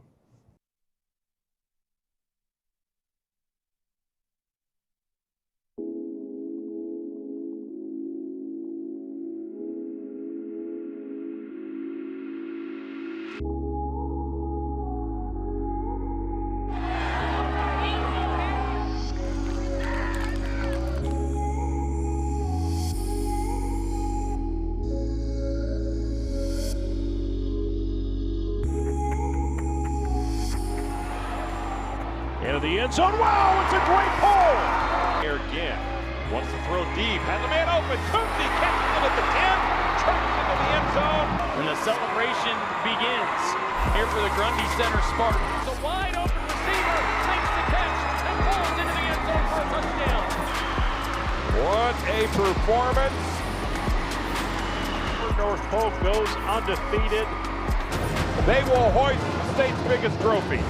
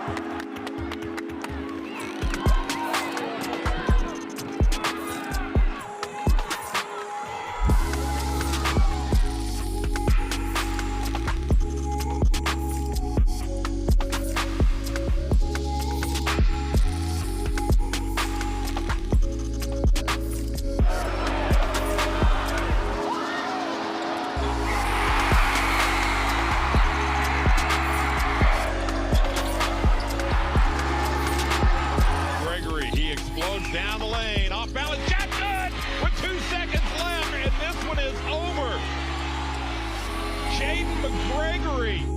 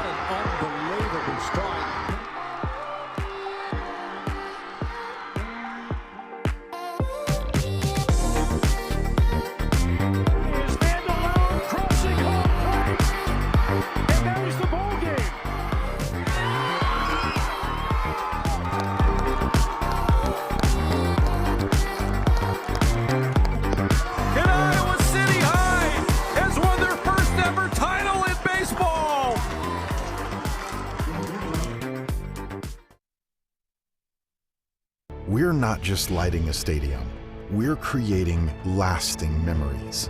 We're not just installing a mini pitch, we're empowering youth to learn and grow. We're not just retrofitting an airport, we're creating an environment where workers can feel safer. This is why, whether it's a game down the street, professional stadiums around the world, or treasured monuments and landmarks, you always know when it's must go. What does commitment mean? To protect what's important, to invest in the future. It means providing peace of mind. It's what reliable people do. It's what local banks do. Banking in Iowa goes beyond transactions. Banks work to help people and small businesses succeed. And Iowa banks are proud to be trusted partners in building confident banking relationships. Iowa Banks, your partner through it all. Need money for college? Our scholarship registration is quick and easy. ISL Education Lending Scholarship is open to both students and parents. Visit iowastudentloan.org/award for details. Multiple awards are available, and you'll learn valuable financial literacy tips as part of the process. Register online today for your chance to win $1,000. There's a kind of magic to making memories, to finding time for the little things and the big things, the new things, and the things you'll do over and over again. It's the magic of a job well done and a well-deserved day of rest, of living life to the fullest with the people you'd never want to live without. Fairway, closed on Sunday, open for life. Halftime was brought to you by Northwest Bank, proud to power our local communities with personal and business banking that never stops working for you. Member FDIC. We're back with the Northwest Bank halftime in the Class 5A semifinals. Keith Murphy along with Justin Cerncy. And Justin, what was your take on the first half? Well, right now, I think it's the rush defense from the Valley Tigers. You look at it and you think, oh, Dowling, Justin, has 98 yards in the first half. That's on 26 carries. The drives for Dowling have been long. They've kind of petered out around midfield. Ian Middleton came into this game, Keith, averaging over 6 yards a carry. He is at 3.7 right now. I mean, they are doing a good job of limiting his explosiveness.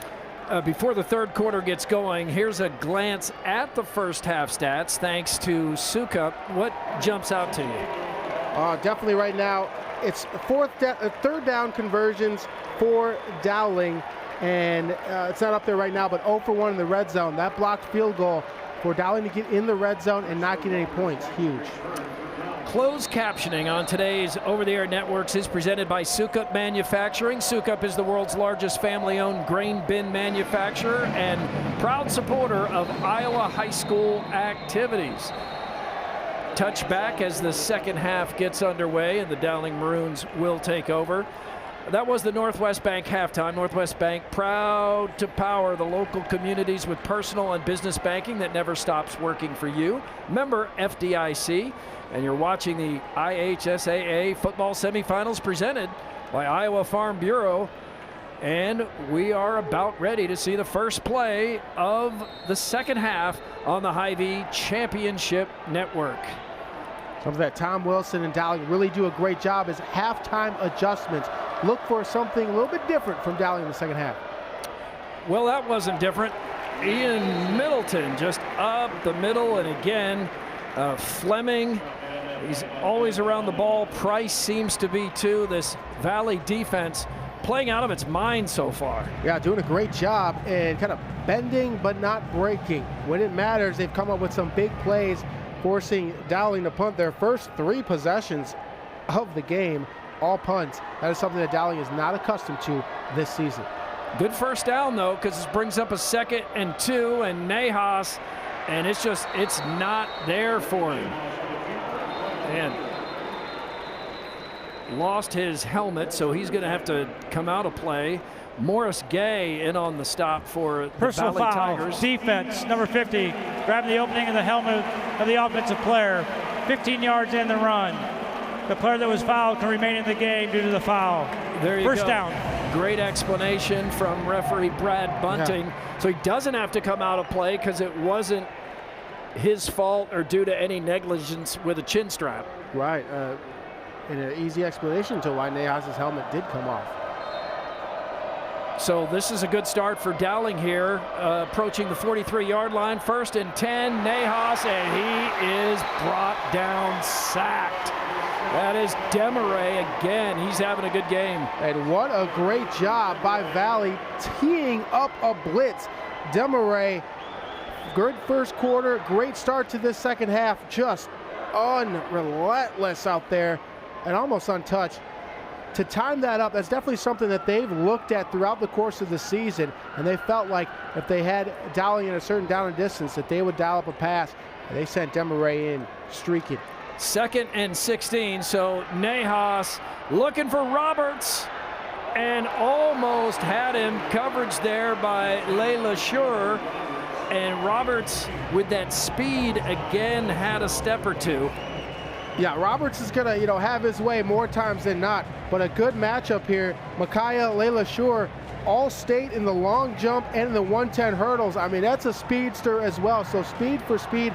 That ball hung up there a little bit too long. I think Roberts kind of had his guy beat, but that arc in air took time, and Layla Schur was able to come back and get to it. Those guys will see each other at the state track meet at the Blue Oval coming up in the spring. 3rd and 16, in motion goes Middleton down near the trips. Nahas will look that way, cross the middle, great pass to Jimmy Nahas. That's a brother combination, Nahas to Nahas. Yeah, great job there, spreading everything out and letting Joey Nahas read the field and hit his brother wide open. Man-to-man coverage there, just too much space, and a good job of play calling there by Tom Wilson and the Dowling Catholic Maroons.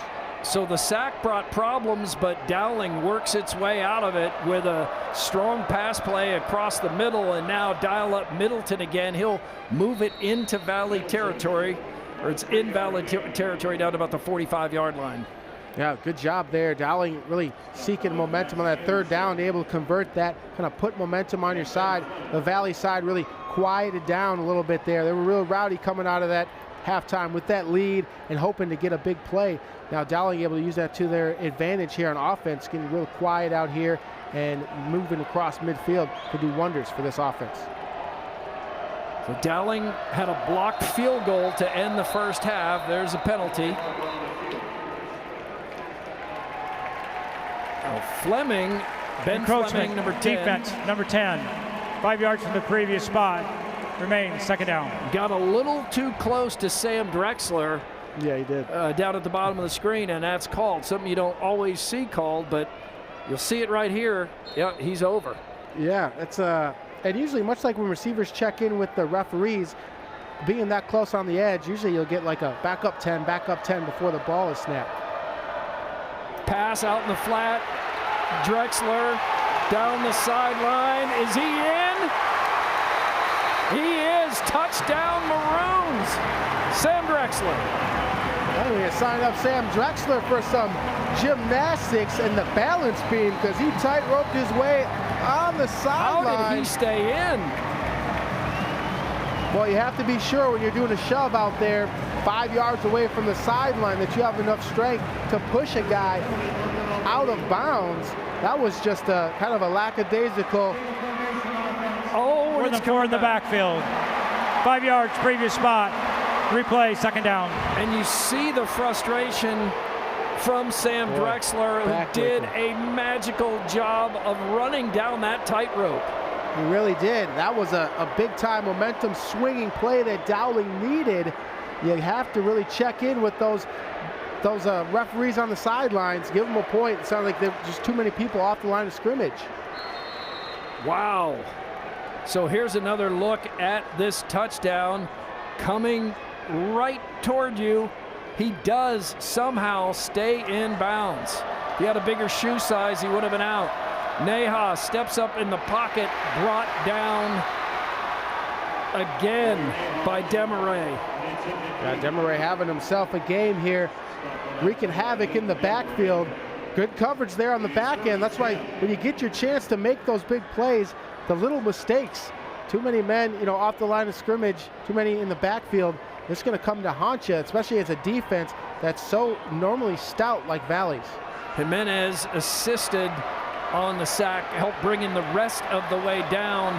But this is a third and long, 3rd and 10 for Dowling. The Maroons have to emotionally get past thinking they had tied this game. Nahas. Back shoulder to Jimmy Nahas. Incomplete, skipped across the turf. Nahas making his case. Boy, about the only place he could have put that, if he puts that out in front of Jimmy Nahas, that is picked off maybe by the safety kind of sprinting across the middle of the field. Let's see if he was able to, get it off the carpet there. It looked like it maybe took a bounce. Yeah, good job by the referees there. You could see it goes through the arms and in the gut of Nahas there, hitting the ground underneath his body. Good job by our crew there. The Hy-Vee replays giving you a good look at what happened on that. Some booing here in the stands. The Dowling fans thought he caught it. But 4th and 10 punting situation. Smid, fair catch called for by Grevin Good. And instead of being tied at 7, Valley keeps Dowling scoreless there thanks to a penalty. Boy, again, so impressed with Drexler down that sideline. I couldn't tell if he had made it. A great job by Drexler, tightrope, and he can only do what he can. The ball came to him. You're going to try to score every time, but a 39-yard touchdown gets wiped away, and what really electrified this crowd. So now you have to get past that, though, emotionally, right? Yeah, you have to. That momentum we kind of talked about in the keys to the game. There's going to be stuff that happens. How do you react? You have to be ready. Dorenkamp, who had a big first quarter for the Valley Tigers. He was the man on that one scoring drive that we've seen in this game. Yeah, 67 yards rushing in that first half on just 9 carries. So his average has been really good. They just haven't had the ball too long, but they were able to get that score, and that's been the difference maker right here in this game. 2nd and 7. The quarterback for the Valley Tigers is Drake DeGroat, the senior. He's a dual threat. And this time he hits McGregory, and it's picked. He got it. That's Jeremiah Robertson. And that's what you need. Jeremiah Robertson gets beat on the coverage, but because the ball is behind McGregory, he tries to get it, but the tip is right there. And being aware, just because things don't go your way at the beginning of the play, look at him able to track the football, and Robertson able to get that pick. That is a momentum swinging play, and we talked about how do you react after adversity hits. You get the touchdown called back, and boom, the defense gets it right back for you, and now Valley has to come back onto the field after thinking their defense could get a rest, and you have to be ready. A lot of coaches like to dial up something big here on the turn of possession. Well, let's see if Dowling does it after Robertson gets the ball back for the Maroons. Nahas, and that ball is batted up in the air. So as you suggested, Dowling was thinking, let's strike quick here. Let's keep the momentum as the Maroons do get it back after the emotional letdown of the Drexler touchdown being called back. Yeah, good job getting your hands up. We talked about that earlier, just finding a way to cause some chaos with your hands, even if you're not able to get that sack. And Anthony Mershon able to get that batted ball. 2nd and 10, ball on the ground. Dowling got it back. Whoa, close call there. Boy, good bounce there for the Maroons. Yeah, Keith, you're not kidding. You know, this one didn't even look like it didn't look like Middleton was thinking that he was going to be a give.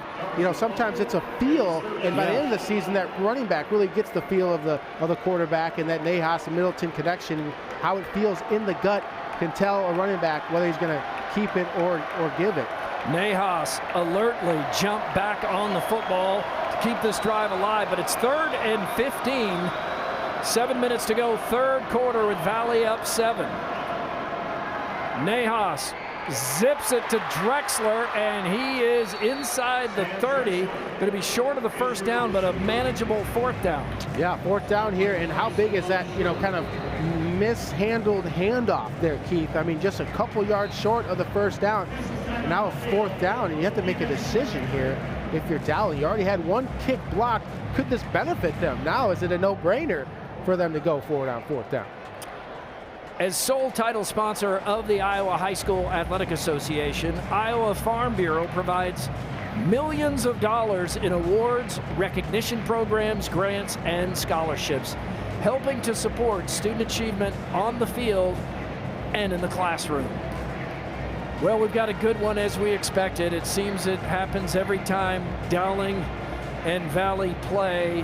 And again, these two teams have combined for an incredible 89 playoff appearances and 15 championships since the year 2000. Tom Wilson and Dowling have won 10 since 2000 at 1.7 in a row. Gary Swenson and the Valley Tigers have won 5 championships since 2000. He has 416 wins. That's the most in Iowa high school history. But Valley came up just short in the championship game last year, and they felt like they had the game in hand, and Southeast Polk found a way to win for the 4th straight year. Yeah, wow, and it looked like almost, you know, Southeast Polk was going to find a way magically to get back in this, but they were knocked off, and now we have a chance to have a new champion this year, the first time a new champion other than Southeast Polk in this new Class 5A. That's right. This is a big one. You know, Valley last year beat Dowling in this same semifinal matchup. A big pick by Jaden McGregory and a huge one-handed catch by now Iowa State receiver Zay Robinson, who's now playing on Saturdays. But they're looking to obviously, you know, rekindle that magic. And it's been tough to do, to go, you know, back-to-back, whether regular season or the playoffs. But Valley wins that postseason game last year. They win the opening season game this year, so 2 in a row. But like we said earlier, in the last 11 years, these two teams have met 7 times, twice in the same season. Only once has somebody won both games, and that was when Valley had to forfeit because of COVID in the playoffs during the COVID pandemic. A big play alert here, 4th and 4. Dowling will go for it. Nahas looking deep, got a man, got his brother, Jimmy Nahas, touchdown Dowling. Yes, Joey to Jimmy right there. How many times do they practice that at home, dreaming of having a cold-blooded connection in this state semifinal game, living out their dreams right there. A wonderful diving catch, making sure he secured that one. Jimmy Nahas with a highlight reel touchdown, giving his Maroons a chance to tie this up with the extra point. Here comes the extra point. Ryan Kuhn. Remember, he had a field goal block, but the extra point is good. And we're right where we thought we would be. Tied up at 7 in the second half, or we expected it to be tight. I don't know if we thought it'd be 7-7. Set up by McGregory, trying to make the catch on a ball thrown behind him by DeGroat, but that's just instinct as a receiver. And boy, Nahas is open there, gets behind Fleming. You know, real good job of getting that separation. Nahas able to beat his man, and big time needed play there for the Maroons to get some kind of big play. The passing game hadn't really been clicking. They had that 139-yard touchdown run and catch off the sideline with Drexler that was called back, and you're thinking, man, that could have been the moment, but they were able to really poise themselves, get that interception, and then find a big play there. And you know, all in the family there, the Nahas boys getting it done. And it's it would make sense that Jimmy has found more open turf than the Drexler Roberts speedsters, because those two, they're definitely at the top of the scouting report. Yeah, you have to take advantage and be ready for your moment. We talked about earlier in the game, I think that Joey was really forcing it to some of his go-to guys and not looking at some other people that are open. Well, he's changed that, and that led to a big touchdown. Well, kind of a short squib kick that really didn't work out for Dowling. Dorenkamp is there to move it up near the 42-yard line. Does this look intentional to you? Yeah, I think what happens is, we've seen this sometimes from Tom Wilson and Dowling. You're hoping that the kick return team really takes it for granted, and all eyes go back, assuming that it's just a regular kickoff. Dorenkamp did such a good job. This is what special teams coaches preach. Keep your eyes on that football until it's in the air. Sometimes guys get lackadaisical and they don't. Dorenkamp was ready, and that's what caused it to be a poor decision there by Dowling. Tied at 7. DeGroat rolling to his left, finds McGregory, picks up about 5 yards on the play. And McGregory is very much in the Valley game plan for passing, and he certainly can get open. Yeah, just a good job there of having a little safety valve there about 6 yards down the field, not sending everybody deep. Good job by DeGroat finding a guy, just kind of taking what the defense gives you. McGregory headed to Louisville on a full scholarship and sacked. Anthony Bonanno bringing the heat. Second time we've seen him come up with a big play there. Bonanno coming from the edge, getting around the tackle, and Jaden Emerson, I think, out on the edge, number 76. But Bonanno just coming off with speed and power and able to get to the quarterback. Now, really tough 3rd and long situation here. Obviously, Valley has some weapons. You've got Jaden McGregory, who we talked about, who's tied for the lead in 5A with total touchdowns and a long of 73 this season. 5 receivers across the field. DeGroat has options, looks for McGregory, and he is rocked by Sanko. Joel Sanko laid the boom right there on the most electric player on Valley's offense right here. Good job of hanging on to that football. Nothing you could do after the catch. But Joel Sanko made a statement there, and a big punt forced by the Dowling defense. I felt that. 4th and 8. So Grevengood, who does a little bit of everything, is out to punt for Valley. And back deep, Schumacher. Yeah, this is one, if you're a punt returner, you have to catch this in the air. He'll have the opportunity. No, he's going to let it go behind him and gamble that it will get all the way to the end zone. It does not. To your point, it's down about the 8-yard line. Yeah, with the coverage, I mean, it's tough, right? You're hoping to get a big bounce, but you just never know, especially if that ball's not, if your feet aren't inside the 10, that's usually a telltale sign you need to catch that football. We've seen big bounces before, but it's asking a lot for it to bounce 18 yards, I think. So Dowling back in business, but a lot of field ahead. That ball is on the, let's call it the 8-yard line, 1st and 10. Joey Nahas, the senior quarterback. Dowling has had a long line of talented quarterbacks. He's the latest.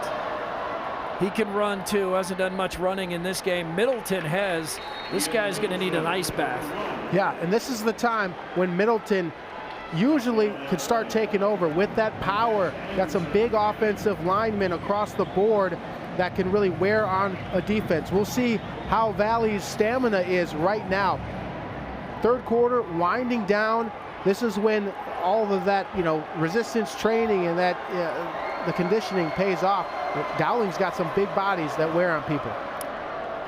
Middleton taking his time, and boy, that is good defense by McGregory, because that's not an easy guy to just force to the sideline. Yeah, to come up, I mean, we've seen, 4-star, guys kind of shy away from stuff like that. McGregory comes up full speed. He's a corner off the edge. He doesn't get held up by the block, and he puts his nose in there on one of the toughest running backs in the state to go and tackle. A great job, and saved a lot of room there for his Valley defense. Tough third down situation here for Dowling. 3rd and 6 for the Maroons. Won't be a handoff to Middleton. And Jeffrey Roberts with the comeback pattern. It is broken up by Denault Moore, who's had a great game for the Tigers. What a break on this curl route right here. Denault Moore drives, puts his back foot into that turf, and comes up there streaking like his hair's on fire and knocks it down. That was a first down if it was delivered just a split second any earlier, but a great break up there. It was a good pattern by Roberts. As I was watching it in real time, I thought that was going to be a completed pass. It was a really good break on that football. 4th and 6. Henry Smid will punt it away, and it is not a good punt. Lands near the stands, and Valley is going to have excellent field position here, down to about the 26-yard line. Yeah, that one just off the side of the foot in the wrong way right there. And, some of it can play a role when you have a special teams unit that's very scary, and you return a punt return for a touchdown, a kickoff return for a touchdown. You're told, hey, angle it this way, angle it that way. And at, 17 years old, 18 years, it can get in your head a little bit. Sometimes you just got to tell these guys, hey, kick it straight, kick it high. We'll live with what we have, or you get that. Valley from the 26. DeGroat in the shotgun, handoff, Dorenkamp. Nothing there. Good job by that Dowling defense. Bonanno again in on the stop. Yeah, good job right there. Dowling's going to have to really shore things up. You're playing with a short field, and you have to find a way to back them up or not give an inch to this Valley offense. If you're Valley, you have to try to find a way, maybe work in some play action to get some guys out of position, and you're in a really good spot for play action, big plays. Yeah, good team defense that time. Bobo essentially handed Dorenkamp off to Bonanno, and it worked out. Dorenkamp again in the middle, and not much there as the Dowling defense puts up a wall. Carlos Blunt Jr. Yeah, Blunt Jr. is a tackling machine. We saw him as a freshman at Ankeny Centennial, just all over the field, and he looked like a grown man as a freshman. He did. And now he's over at Dowling doing the same stuff. Great job getting into the backfield. And now, a obvious pass situation here.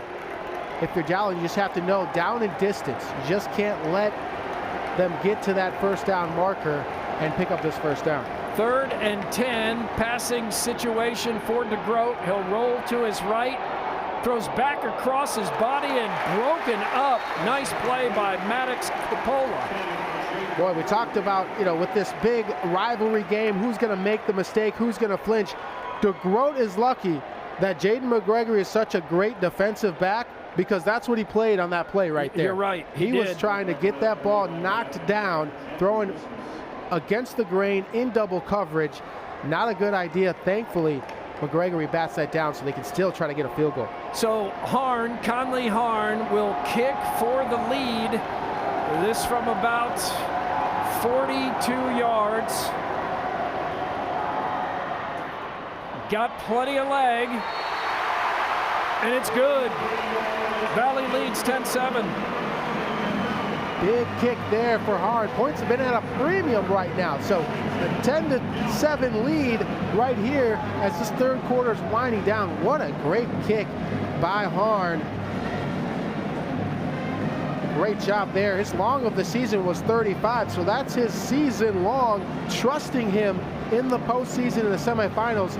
Obviously, we've seen Swenson probably has seen longer kicks in practice, but in the game, that's his best. It had another 10 yards on it too, so it was no problem there.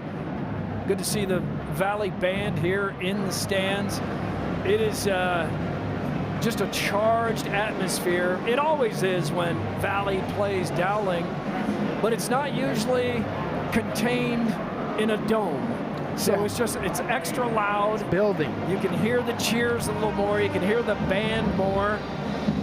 Gary Swenson has been here so many times. He knows this one's not over yet.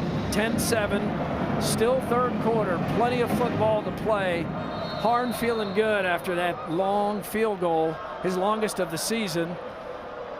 And he'll kick off. That looks like a touchback. No, it's not. Roberts will bring it out. And good defense by the kickoff team from Valley.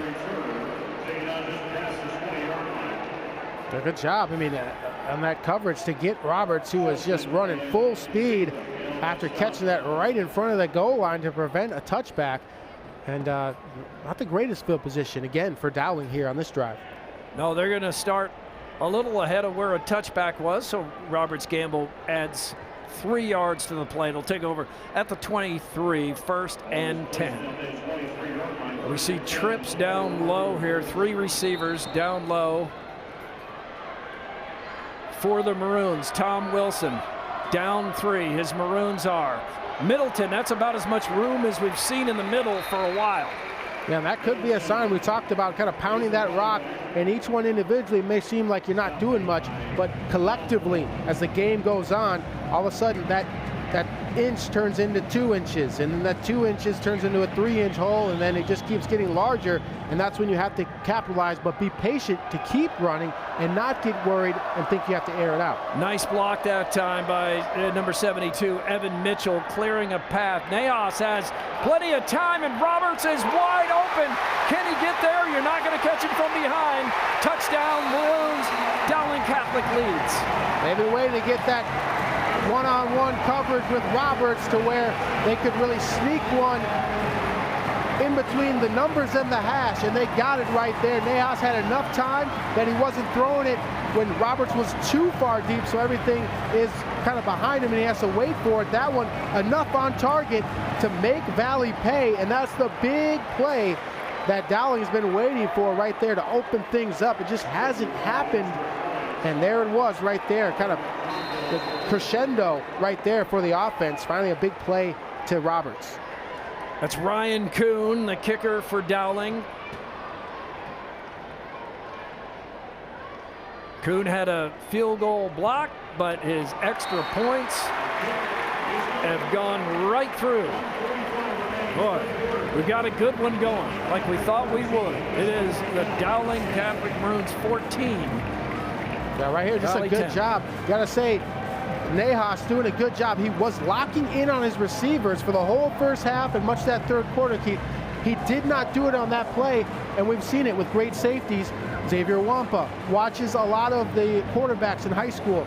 Jaden McGregory doing the same thing there with Nahas, because why wouldn't you? The first half and third quarter, he's just keying in on a receiver. He looked left, rolled left, then threw it all across to the right on that post. It fooled McGregory at that safety position, who was watching the quarterback, who normally had been locking in on his receiver. So it's Denault Moore that ends up chasing Roberts, but who made more of the mistake there? Is it more McGregory I think it's both. I think they had kind of double coverage on Roberts, right? And McGregory has the option to kind of look at the quarterback.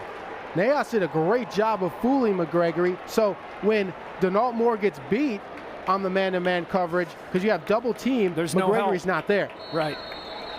And Roberts is a lot to keep up with when the quarterback has that much time. Yeah, and I think that might have been a design play. They noticed how McGregory was playing in that first half, and they were doing such a good job on Roberts because Nahas was not moving around and moving his eyes. Layla Shore on the kick return. He's a good return man for the Tigers. He gets it up to about 23, 24-yard line where Valley, now trailing, takes over. So we've had some momentum shifts here, and good job by Dowling of recovering from the disappointment of the called back touchdown. They got right back in this game. Now, what will Gary Swenson and the Tigers do? Yeah, it's a lot to deal with, right? You're thinking, you get that field goal, opponents have been at a premium, and you're Valley, and you're feeling real good, and then Dowling just quick play scores. Everything's been long and methodical, long drives for Dowling, and they were able to strike quickly. Valley is going to have some sort of answer to kind of get that momentum back. 1st and 10 to Grote. He's got time. He's got a man complete across the middle. That's McGregory.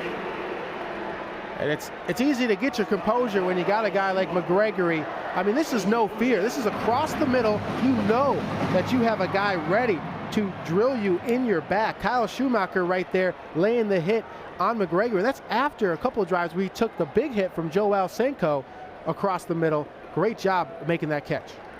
It's been a relatively clean game here for Dowling and Valley. Not many penalties.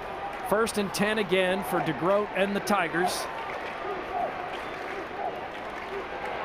Nothing there. Good defense. Whatever they were working on, it got blown up by Bobo. Bobo, no. Yeah, great job there. You can see why Coach Woodley and the Drake Bulldogs have offered Bobo, and he's committed to play in Des Moines for the Drake Bulldogs, who are on the verge of another Pioneer Football League championship opportunity this season in year 1 of the Woodley era. If he's going to Drake, that means he's smart too, yeah, right? That's right. Yeah, all right. Does it all on and off the field. Yeah, that's your neighborhood. Dowling 14, Valley 10. And the Maroons keep pushing the pile. Dorenkamp, who if you just watch the first drive, you might think he's going to get 40 carries today. Yeah, that's right. He had a great job on that first drive. Finished the first half. Dorenkamp had 67 yards, was averaging over 7 yards a carry, and they've kind of gone away from him. Look for them maybe to find their role if they can pick up this next first down.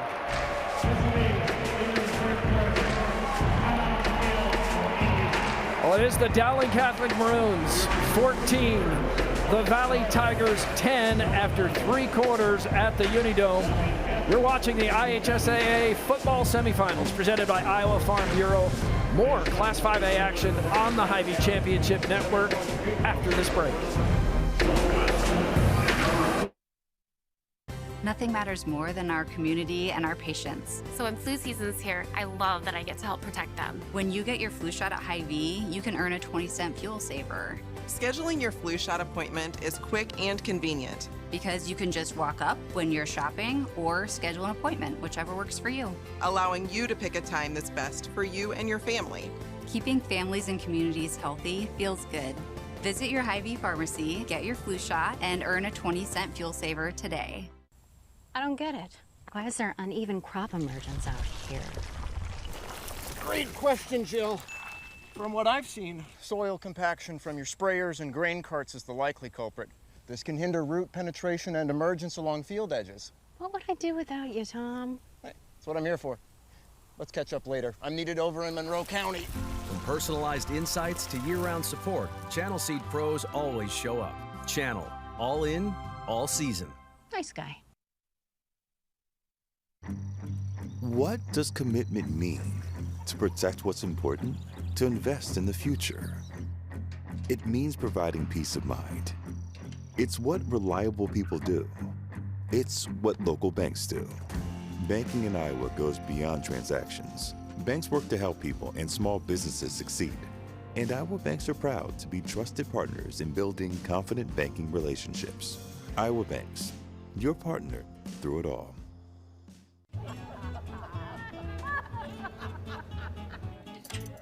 Ladies, the bake sale's about to start. Are you ready? We've got this. Okay. Oh, guys, he's here. Quick start delivery for Janet. Bring it here. Let's get this bake sale going. Yeah. Come on. Best bake sale ever. Oh, yeah. Let's dig in.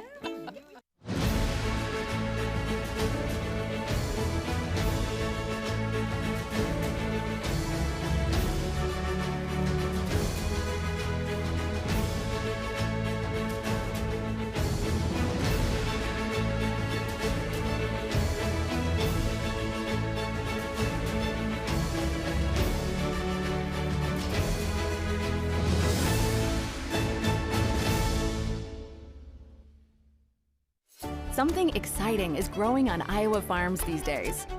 Innovation. From tractors that seed, weed, and harvest with data-driven precision, to drones that scout or plant cover crops to protect soil and water. Even our animals live in smart homes with round-the-clock care. Technology keeps your food safer, water cleaner, and makes us more sustainable. Because what we do here benefits everyone here. Life on the farm makes everyone's life better. IHSAA Semifinal Football is brought to you by the Iowa Farm Bureau, proud title sponsor of the IHSAA, championing youth through sports and education. And by Cookies, epic sauces and bold seasonings. Remember, smart cookies use cookies. And by the Iowa Bankers Association, Iowa Banks, your partner through it all.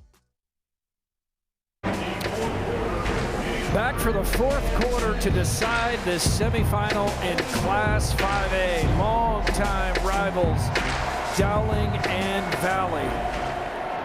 Boy, you can feel it here. DeGroat looking deep. Broken up, nearly picked. Wasn't quite enough on it, and oh man, Coppola thought he had that. Yeah, almost an acrobatic catch there by McGregory, who was able to get his hands on it because it was so behind him. You know, DeGroat's been throwing balls, it's just been kind of short, right? And giving the guys some opportunities, but they just can't get to it. A great job, opportunity there to bat that down. Coppola able to give the team a chance to get that ball back with this punt. Robertson in on the defense as well, so Grevin Good out to punt, and Dowling gets the football back with the lead. Schumacher back deep. We'll see if he fields this punt, so Justin is happy. Oh, Justin. Yeah, hey, you wanted that caught, didn't you? I mean, we've seen a lot, and they just keep bouncing and rolling. And on the turf, yeah, it's a more predictable roll, but inside the 10, so Dowling especially 91 yards away. When you're right there, right? Sometimes I understand, you know, the ball's way over to the right side. You can't get to it. You don't want to be sprinting hard and diving for a punt. But when that ball goes over your head and, you know, you're just at the 20-yard line, that's 10 extra yards. It's about 10 extra yards that they could have had. That's a first down. In a game like this, 10 yards is huge. We'll see what Dowling can do. I mean, they got the athletes to make up ground for sure, as we saw. Ian Middleton, the bruising running back, number 5. Ball, it's down. Boy, that's tough. Yep. His knee was on the ground. Now in the NFL, you can take that and run, but in high school, let's see. Yeah, it gets that left knee down. Yep, left knee down. Good job again by the officials. Ooh. And now you're in a tough situation. Going in his shotgun, your quarterback's heels are, you know, in the end zone. Right. And boy, you really have to have a great line play right now. Yeah, he's standing on purple. He's right there on your Panthers logo, Justin. Always looks good. Well, now he is. There we go. Nahas, not much there. Design play to maybe take it up in the middle and try to get out of that tough situation, but not much there. Yeah, good job there by Nahas. Just, not waiting too long back there for his receivers to show if they're open or not. Just taking it after about a 2-second count and trying to get some more space. 3rd and 16. Try something here. You definitely have one-on-one opportunities, but Middleton can get you 6 yards if you give it to him too. Got to be careful out of the own end zone, but he's going to go for it, and a little bit of hand fighting there as Lay LeSure and Drexler were both going for the ball, but they both have a right to the football, right? Stride for stride, and couldn't tell from up here if there was any grabbing. But again, I mean, we're seeing a good job by these D-backs getting the head around. Keith, I call Panther games on Saturdays and home games, and there are D-backs at the college level that just continue to not have their head turned around towards the ball. It's an easy pass interference call for those referees. These high school kids today on both of these teams showing you why they're elite teams. Smith in a tough punting situation, but gets away a good kick. However, Brown is going to bring it inside the 30-yard line.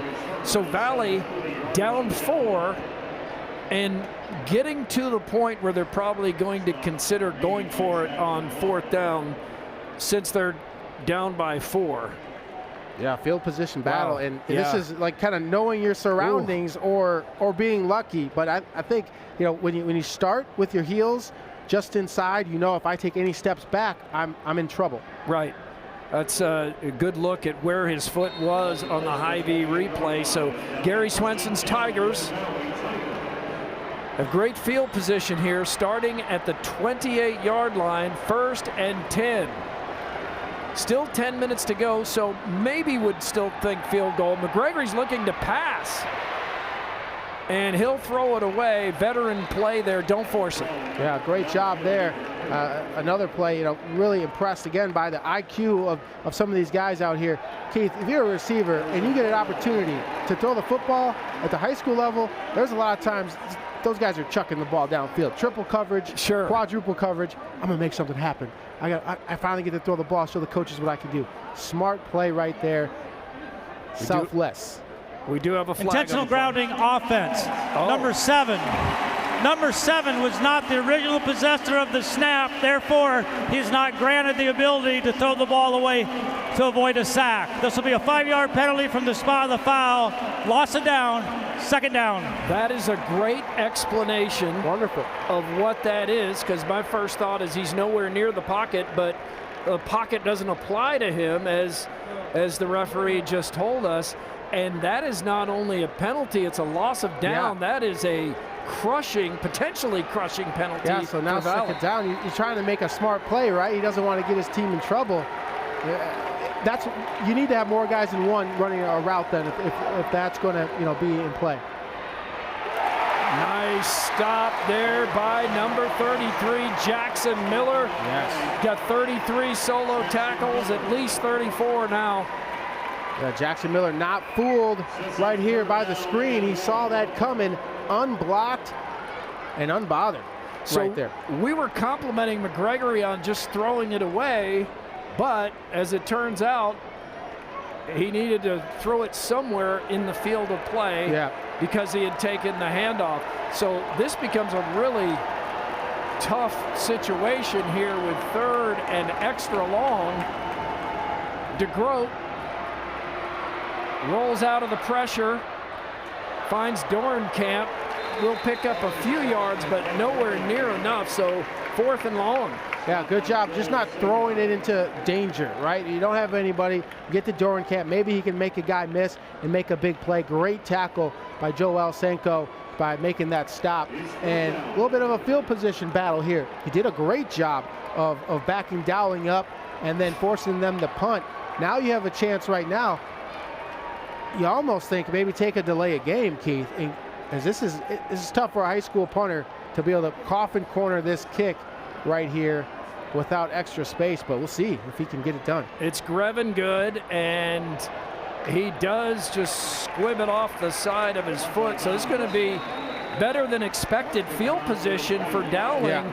And that drive was a disaster for Valley, who started. The Tigers started on the 28-yard line and went backwards. Yeah, I mean, that's why I mentioned about taking a penalty, maybe delay a game. I mean, Grevin Good averages 40 yards a punt. He clearly didn't kick that in his normal kicking motion because they were kind of backed up. It would have been a tight squeeze, and he didn't want to put his whole leg into it. And then you lead up to that. Now, it's still not the best field position, but it's better than a touchback for Dowling, and they're not in the shadow of their own goalpost. Yeah, Valley and Dowling don't have one of those Australian punters, that all the trick shots. 1st and 10, Maroon Machine. Nahas is going to take it on the ground, forced out by Luke Walter. Boy, they were looking again to get that deep post to their receivers, but this time all covered. Fleming had Drexler one-on-one. They had two over on. They had Moore and McGregory on Roberts, and Nahas just not forcing it in there. Great job, great coverage, and a great decision by Nahas to tuck it and run. Dowling Catholic, the 1 seed. Valley Tigers, the 6 seed, though Valley did win the first matchup 20-19 in week 1 of the high school football season. Middleton is loose.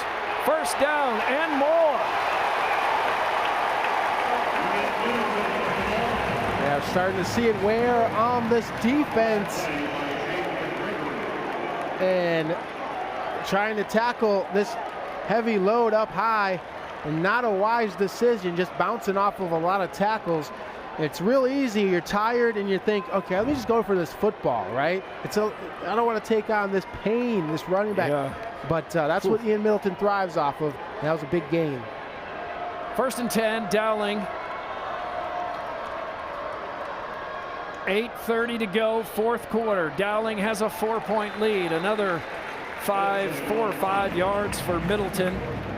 Well, his carries have to be way up there at this point. He's approaching 30, I would think. Yeah, 19 in the first half, 25 carries.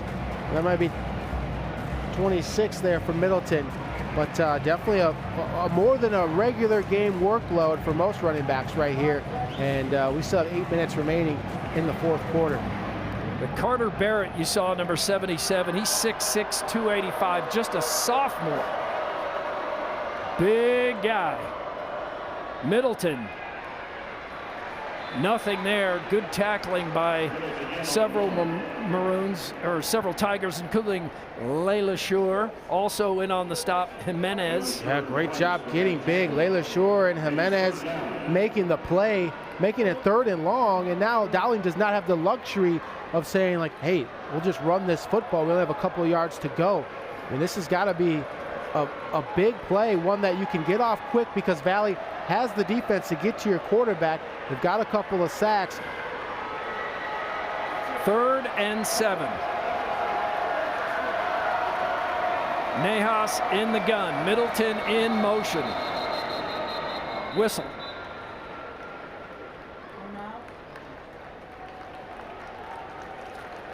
Dowling's going to talk about it.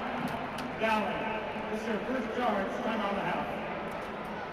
All right, that is the first timeout here, and timeouts could become a factor as this game continues here. 7 minutes, 6 seconds to go on the clock. Tom Wilson's Maroons, just the 1 loss on the season to Valley back in August.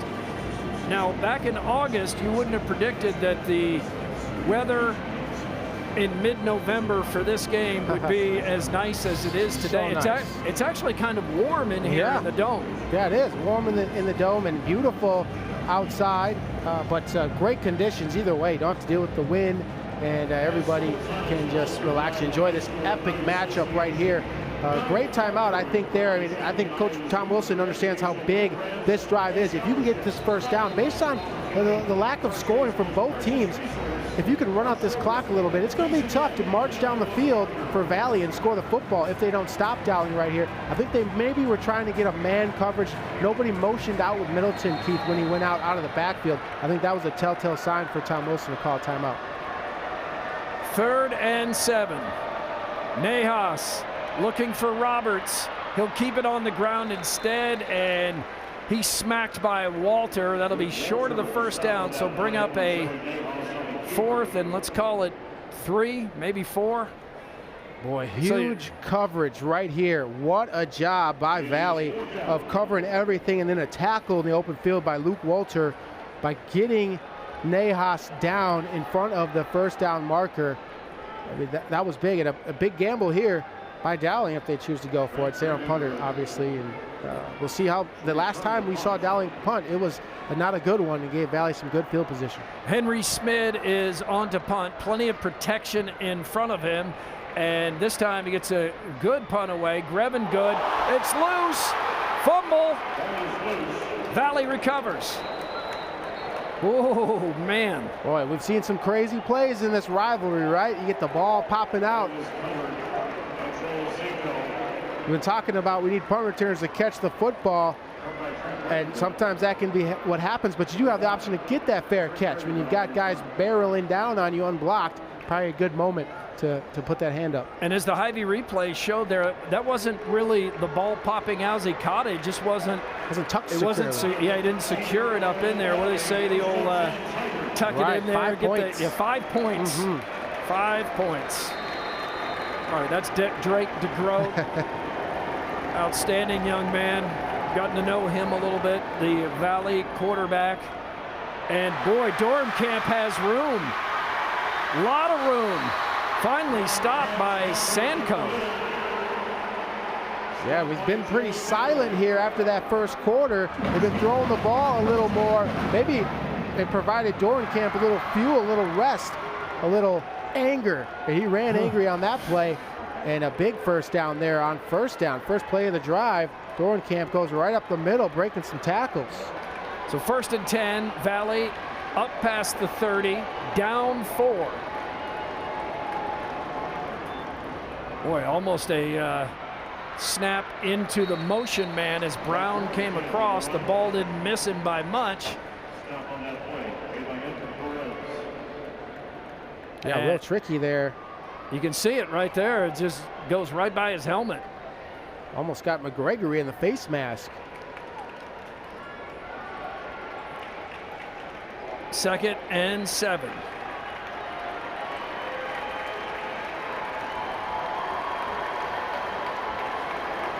Dowling fans seated in front of us and on their feet trying to cheer on the defense, and it worked on that play.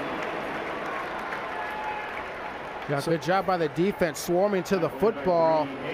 After that first play of the drive where Dornkamp shredded them up the middle, they were ready and planned for that. Good job just getting pressure.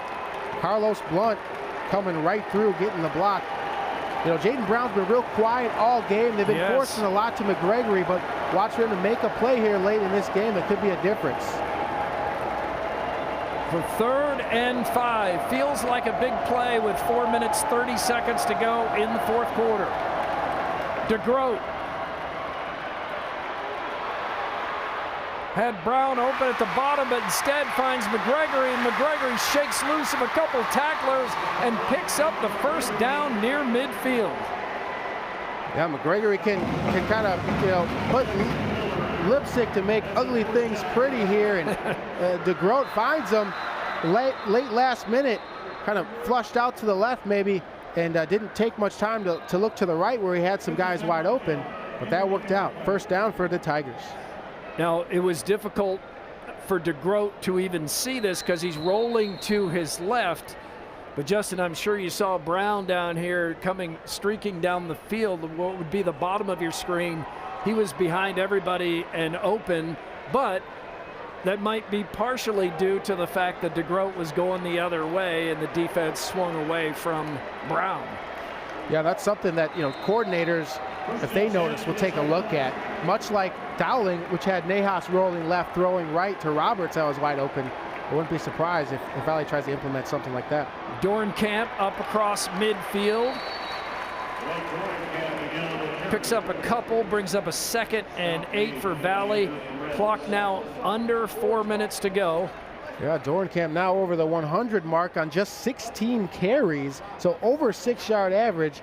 Both running backs now over 100. Ian Middleton with 115, but with 27 carries. So relying 11 more carries on Middleton than Valley, and maybe could pay off here. Dornkamp catching a second wind in this game now. Oh man, these guys are putting it all out there. They're sweating, they're breathing heavily. They want to win in the worst way, and that includes DeGroat, who rolls for about 5 yards and will set up a manageable third down. They're probably approaching go for it on fourth down territory right here, 3 minutes to go.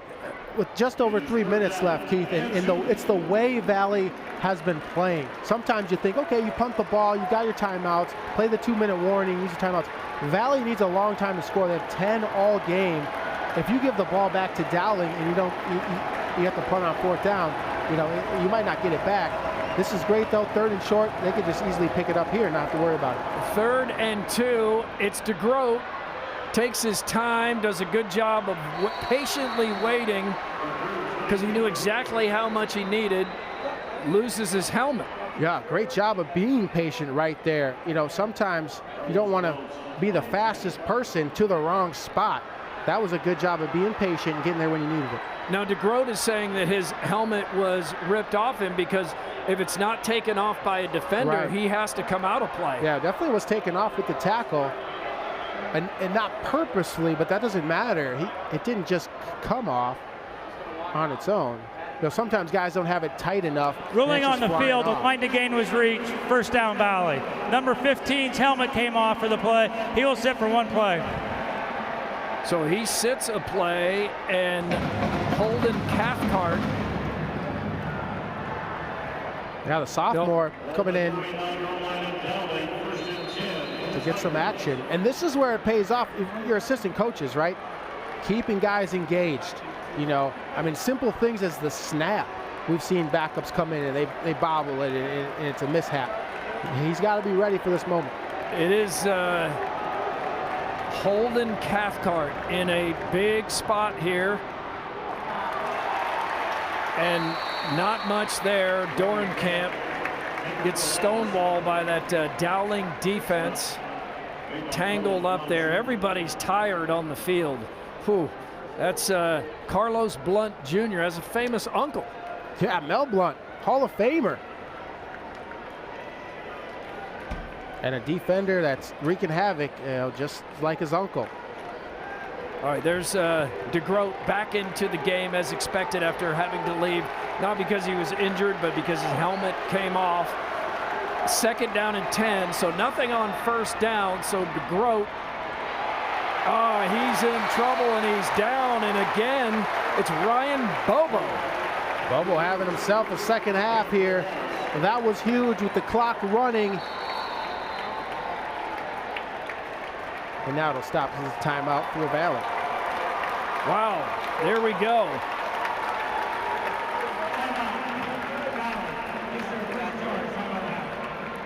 Well, thanks again to the Iowa Farm Bureau for presenting the Athletic Association's 2025 Football Championship Week.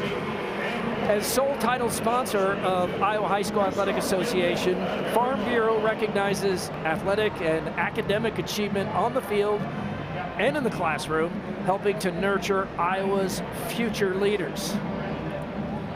So it's going to come down to this. We're down to 1:29. A field goal does Valley no good. So must score to win or take the loss here in this semifinal game. Gosh, these two know each other so well.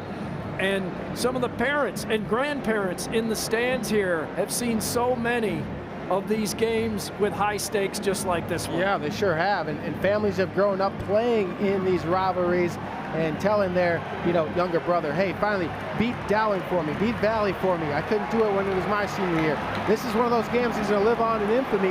Now, 2 schools of thought, Keith. You have 2 opportunities. Some teams will go for the first down both times. Others, I kind of like going midway, so that way your fourth is not as long if you can get about 7 or 8 yards. 3rd and 14, DeGroat. He's got time, but he's on the move. He's being forced out. He'll have to throw it away. And this 5A semifinal is going to come down to, in part, this next play. It came off during the play. Number 90 will sit for one play. Well, that's a relief to DeGroat that Bobo is going to have to come out for this all-important fourth down play. Yeah, and he was part of the reason why DeGroat had to flush out of the pocket there too. So now he's out of the play there. But for Valley, it's real important for the receivers to recognize where the sticks are, down in distance, and for play calling. You don't need anything that's going 25 yards. You don't need a touchdown. What's your best play design that you feel you can get 15 to 18 yards? Because remember, if this ball is underthrown, he's going to be short of that first down marker. You have to have something to make sure that you're just a couple of yards past that first down. It'll come down to this, at least for now. DeGroat, keep your eye out for McGregory, number 7. Pass to McGregory, and he's near it, but he didn't get it. I don't think he got it. Waiting for the official word. Dowling is celebrating. Flags are out. Well, this will be interesting. I guess after the play, maybe, but depending on the penalty, a good play design. Went to their playmaker. Went to the playmaker. The fake pitch to try to maybe get a guy trailing McGregory to fall off and go for that pitch man. You can see McGregory come across the middle right here. Good strike delivered. Well, this is the previous play right there, but here's the fourth down. Right over the middle, the fake pitch, but a great job of just not even falling for it right there. Kyle Schumacher just going at the legs. McGregory trying to reach over to stretch that ball out. Coppola was the injured player. He comes off the field. Now we wait for word on what the flag is about. The officials are discussing it. The ruling on the play was the end of the play results short of the line to gain. First down, Dowling. After the play, unsportsmanlike conduct. Number 7, Valley. That 15-yard penalty being enforced from the end of the play. This will be number 7's first unsportsmanlike of the game. There you have it, explained well, as the referee Brad Bunting has done all night. Done a great job. Unless Dowling coughs up the football here, Dowling is going to advance to the championship game. Now, Valley does have some timeouts, yes, but there's 1:14 to go. Does Dowling need to pick up a first down? I was told there would be no math. Right. The ball moves up near midfield all the way to the 46-yard line. The unsportsmanlike on McGregory. The Iowa High School Athletic Association likes to say, be loud, be proud, be positive. Nahas to Middleton. He's into Tiger territory. Justin, you talked off the top of the broadcast about this usually seems to flip the other way. Exactly. Video broadcasts of Iowa High School Athletic Association state championship events are copyrighted property of the IHSAA.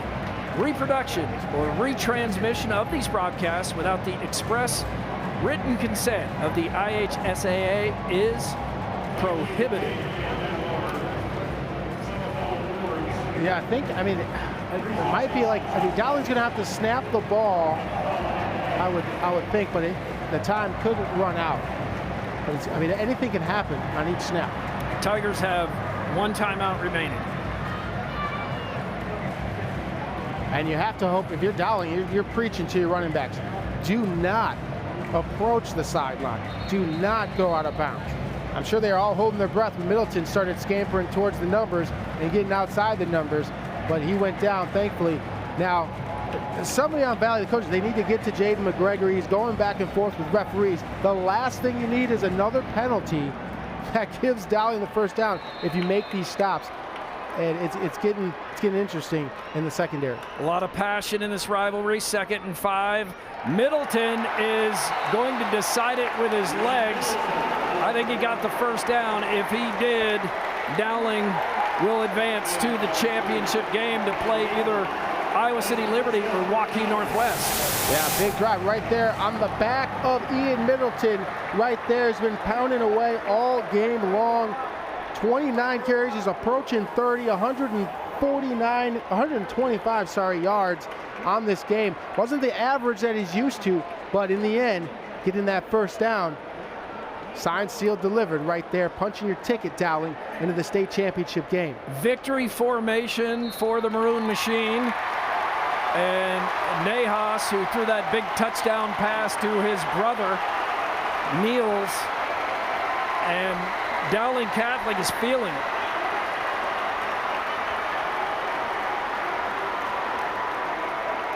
Boy, there isn't a much better feeling than beating your rivals when the stakes are this high. Yeah, huge, and they're going to be remembering this. I mean, the seniors, obviously, forever. They're just going back and forth here. It's just, you got to separate these teams. There's no need for what's going on in the middle of the field, but the rivalry, I mean, it should be instant divide, and now they're doing that right now. Great opportunity here for Dowling to celebrate with their fans and enjoy the moment, not get caught up in other stuff. A great job by the Maroons getting revenge against their, intermetro rival Valley to get to the championship. Nothing sweeter. The Maroons might be exhausted, but not too exhausted to go celebrate with their fans. That'll do it from our Class 5A semifinal. Your winner is Dowling Catholic, 14-10 over the Valley Tigers here on the Hy-Vee Championship Network.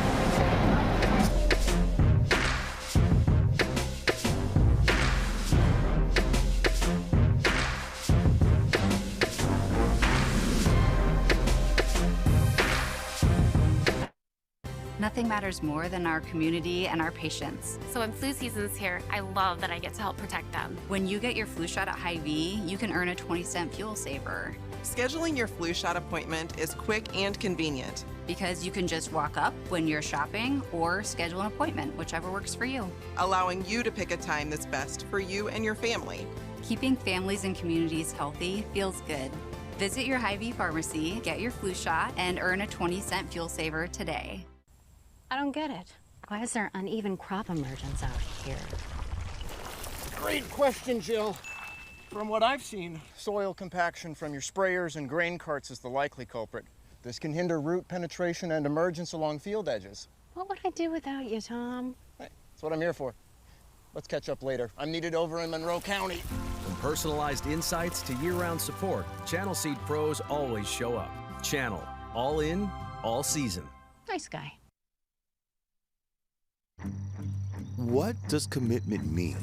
To protect what's important, to invest in the future. It means providing peace of mind. It's what reliable people do. It's what local banks do. Banking in Iowa goes beyond transactions. Banks work to help people and small businesses succeed. And Iowa banks are proud to be trusted partners in building confident banking relationships. Iowa Banks, your partner through it all.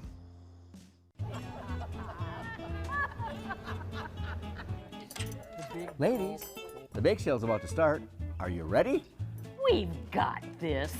Okay. Oh, guys, he's here. Quick start delivery for Janet. Bring it here. Let's get this bake sale going. Yeah. Come on. Best bake sale ever.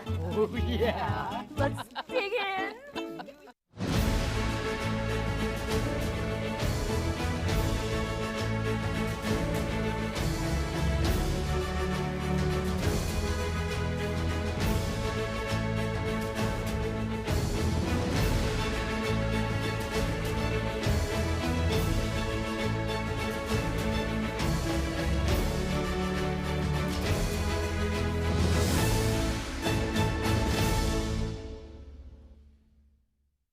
Something exciting is growing on Iowa farms these days.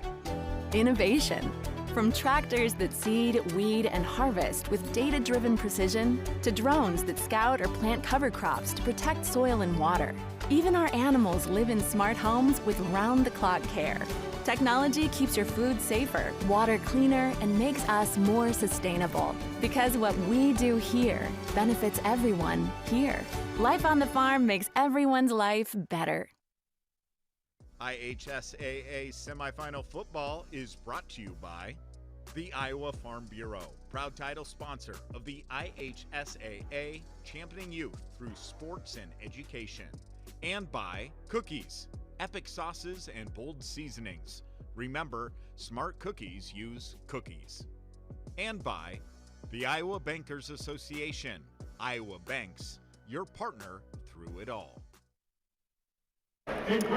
Dowling Catholic advances to the Class 5A state championship next weekend, where the Maroons will face the winner of our next semifinal between Waukee Northwest and Iowa City Liberty. An outstanding season comes to a close for the Valley Tigers, finishing at 9-3.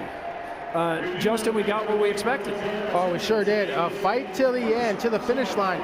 The third quarter was huge for Dowling. Down 7-0 at halftime, Keith. They come from behind, outscore Valley 14-3. Joey Nahas was 8 of 17 for 151 yards, 2 touchdowns, both in the third quarter.